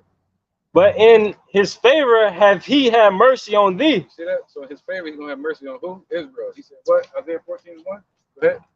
Verse 11, therefore thy gate shall be open continually. We ain't gonna have to close them. We gotta keep moving. We ain't gonna have no danger. No, he said when we're in power, the world shall study war no more. You cut on TV now, they find out different ways to kill each other, man. That's it. So we're not in power. You got people over in the land of Israel. They're not the real Jews. He said when we get there, the Israelites in their land, the world shall study war no more. All right, go ahead. Isaiah 14, quick as you can. Isaiah chapter 14, verse 1. For the Lord will have mercy on Jacob. Oh, the Lord gonna have mercy on Jacob. Go ahead. And will yet choose Israel. Is that he gonna do what? and will yet choose Israel and set them in their own land. See that? He's gonna set us in our own land. He's gonna choose us and set us in our own land. And do what? Go ahead. And the strangers shall be joined with them. The strangers right here is talking about who? Israelites. They're gonna join together, as I tried to explain earlier, the Gentiles. Go ahead. And they shall cleave to the house of Jacob. They're gonna cleave together. That goes in Ezekiel 37. Bone, dry bones, cleaving unto each other. All right, go ahead. Verse 2. And the people shall take them and bring them to their place. So we're gonna take them, meaning these nations. The people, meaning Israelites, are going to take all these nations and bring them to their places where they need to be. Go ahead. That's why he said the children are going to be coming back from taking them to where they need to be. Go ahead. In the house of Israel shall possess them in the land of the Lord. Just like you own your shirt or your clothing, we're going to own them. Go ahead. For servants and handmaids, and they shall take them captives, whose captives they were. Right, we was in captivity over here, in slavery. All right. Go ahead. So they're going to take them captives who captives we were. But they ain't going to be saved from that. Go ahead. And they shall rule over their oppressors. So we're going to rule over the oppressing nation, man. So they can't be saved from that. Go ahead, real quick. Let's try to move these fast and we get back to the point. All right, it's the book of Revelations, chapter 13 and 9. Yep. If any man have an ear, let him hear. He that leadeth into captivity shall go into captivity. He that killeth with the sword must be killed with the sword. Here's the patience and the faith of the saints. Right, this is their faith and our patience. That's why we're doing this. We having patience and faith that the Lord is going to return the repayment for what these nations did to us. Man. To them, it ain't nothing, but to us, it's everything. We wake up having haunts of slavery. You know what I'm saying? We kind of still hear the chains. We kind of still hear the whips and the screams. You know what I'm saying? We can see it. It resonates off of each other. Go ahead. All right. No, it's you. My bad. Go ahead, real quick. All right. This is Isaiah chapter 63, verse 17. O Lord, why hast thou made us to err from thy ways and hardened our hearts from thy fear? Return for thy servant's sake the tribes of thine inheritance. The people of thy holiness have possessed it but a little while, and our adversaries have trodden it down thy sanctuary. We are thine, thou never bearest rule over them. They were not called by thy name. So he's talking about the other nations were never called. He never brought the other nations out there. It's always about the children of Israel. And to this day, from the time of Genesis, he's still trying to bring them back nigh to us. And we were separated because of sin. And that's just it. He has to complete a promise that he made to Abraham before he can accept any other nation. But after our kingdom is built up, these other nations are going to get some form of living, except for Edom. Edom's going to be destroyed. We'll keep going with these precepts. That'll be quick.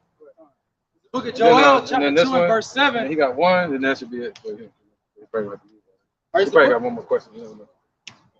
It's the book of Joel, chapter 2 and verse 27. And ye shall know that I am in the midst of Israel, and that I am the Lord your God, and none else. And my people shall never be ashamed. So basically, that's really going in. Read it again, Baba. Joel 2 and chapter 27.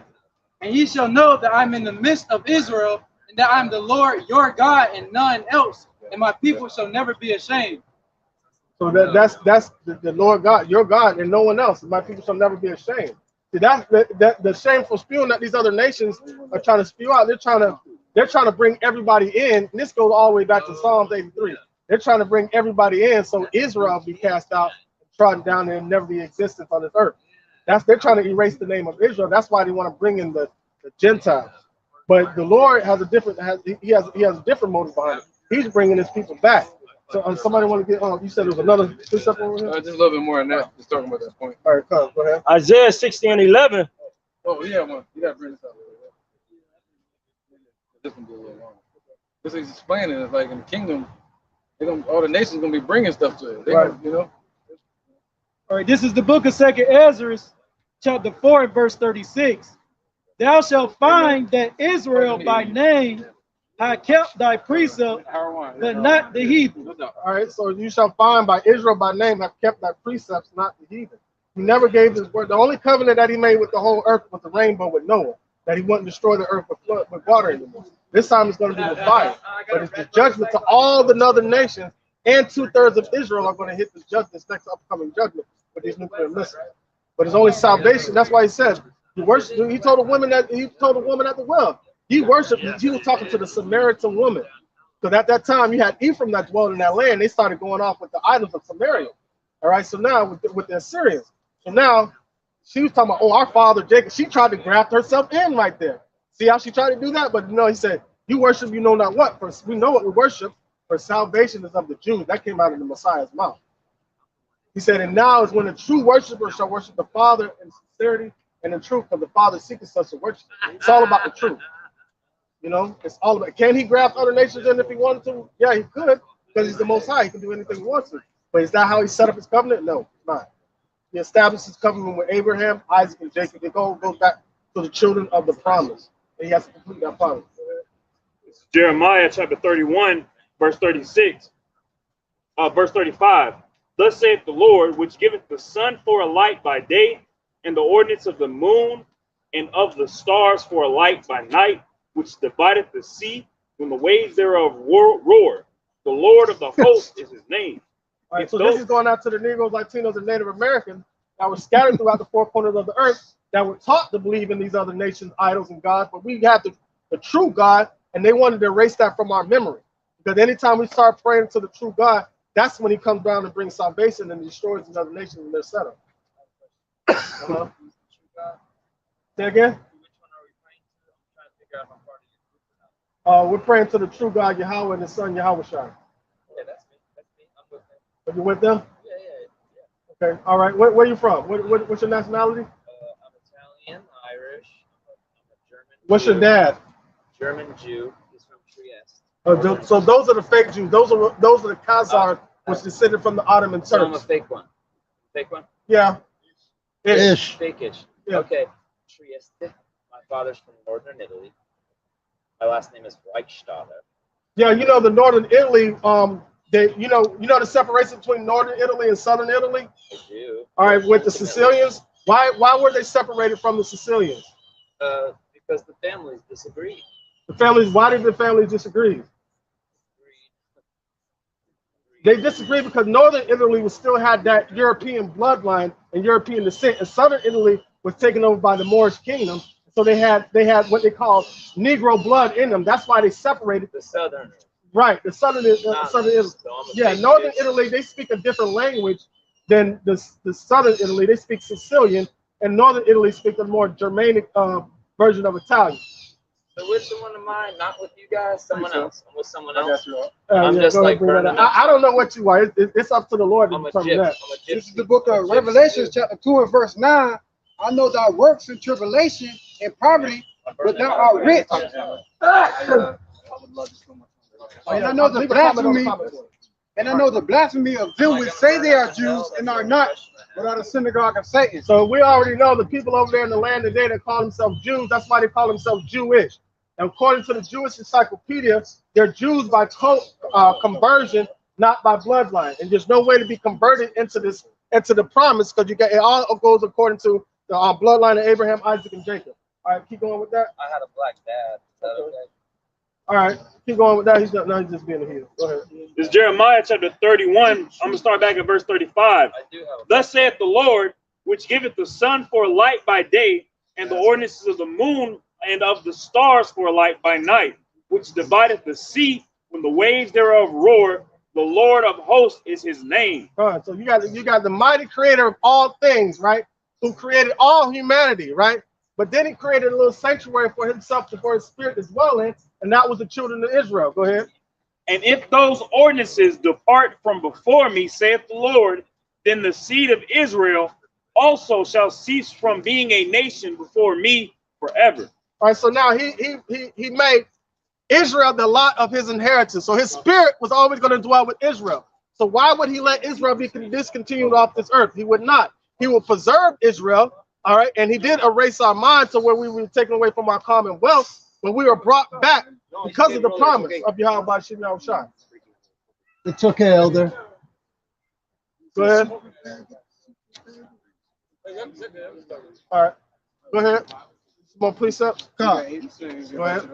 This is Amos chapter 3, verse 2. It says, you only have I known of all the families of the earth.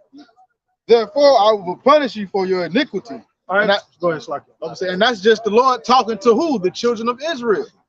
He's talking to the nation of Israel. He is only known, the children of Israel, out of all the families of all the nations on this earth. He's only known Israel. Right. He's not with these other nations. That's why they're going to be a possession for the 12 tribes of Israel, the children of Israel. Right now, it's like right now that these nations are under the possession of Esau. So these other nations are going to be happy to be a possession. The only one that's really not going to be happy is Edom. Exactly. But all the rest of these nations, they're going to love to see a righteous earth and a righteous heaven, man. They're going to love to see heaven on earth. But Esau ain't going to love it because he's set up to be wicked. And also finishing the verse, that's why people got punished for their iniquities. That's why we're in the situation that we're in right now.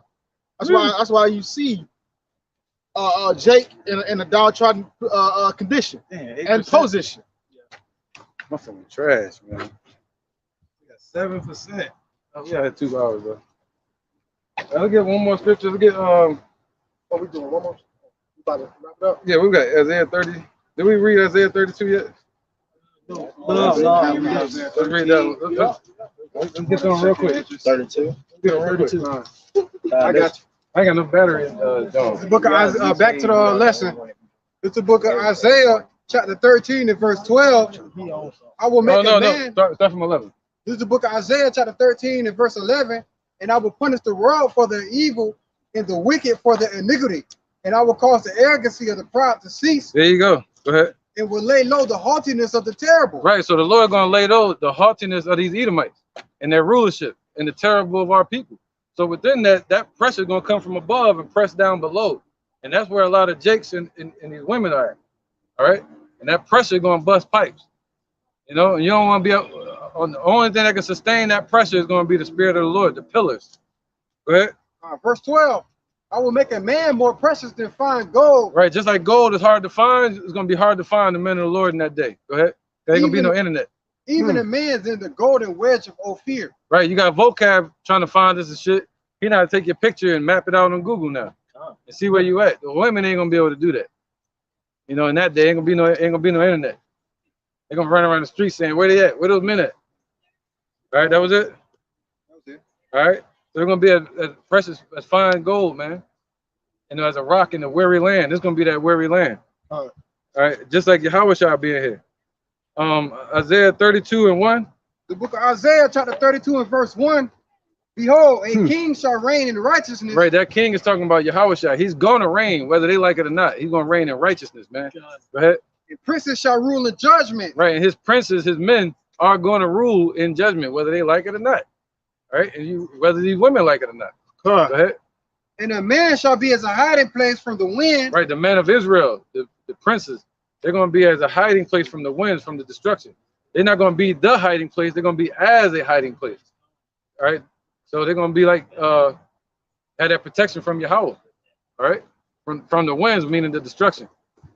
So by you being with a man of the Lord, you're gonna be covered in that day from the Lord's judgment. Yahweh Ratzazah. Go ahead. And the cover from the tempest as rivers of water in a dry place. Right, as rivers of water in a dry ass place, having all the answers. There's gonna be a cry for wine in the streets. Ain't gonna be no answers. People gonna be bugging out. But the only one that's going to be only one that's going to have that stable and still water is going to be the men of the Lord. All right? They're going to be able to quench their thirst. Go ahead. That's the shadows of a great rock in the weary land. Right, so we're going to have the shadow of Yahweh Shai, the shadow of Yahweh. We're going to abide under the shadow of the Almighty in this weary land called America, even in Europe, all over the world. Verse 3. If you think of something, yeah. Verse 3. And the eyes of them that see shall not be dim, and the ears of them that hear shall hearken. All right, yep. Let's get Isaiah 32 and 9. Right, man. Oh, yeah, he might go there. Verse 9. Rise up, ye women that are at ease. Oh, so these women need to rise up that are at ease in this society. They're comfortable here. This place is about to be destroyed, man. This is it. Our Father coming back to get us. His name Yahweh. And his son named Yahweh Shai. All right. Go ahead. Hear my voice, ye careless daughters. Right. Give ear to my speech. Yeah, you need to listen. Give ear to his speech. Give ear to his men. You can catch it. Harry, Scooby, Shaggy. Raggy? Raggy. That's cool. Yeah. Old Shaggy and Scooby Doo right there. Verse Okay, 10. 5 minutes. Go ahead. 5%. Many days and years shall you be troubled, you careless women. Right. So many days and years shall you be troubled. All right. It's gonna be a lot of trouble, man. Who, you know, that's it. Our people are already in trouble. You know, careless daughters, man. That's careless. Time for to wake out of sleep. Go ahead. For the vintage shall fail, the gathering shall not come. Right. The good point. The vintage shall fail. The gathering. What's that? Everything they're hoping and investing in this society is not going to show up. Their future that they're dreaming for, the American dream, is not going to happen. You know, even if it does happen, it's going to be taken from them. Go ahead. Verse 11. Tremble, ye women that are at ease. They be should troubled. They should be in fear. They should be trembling. Go ahead.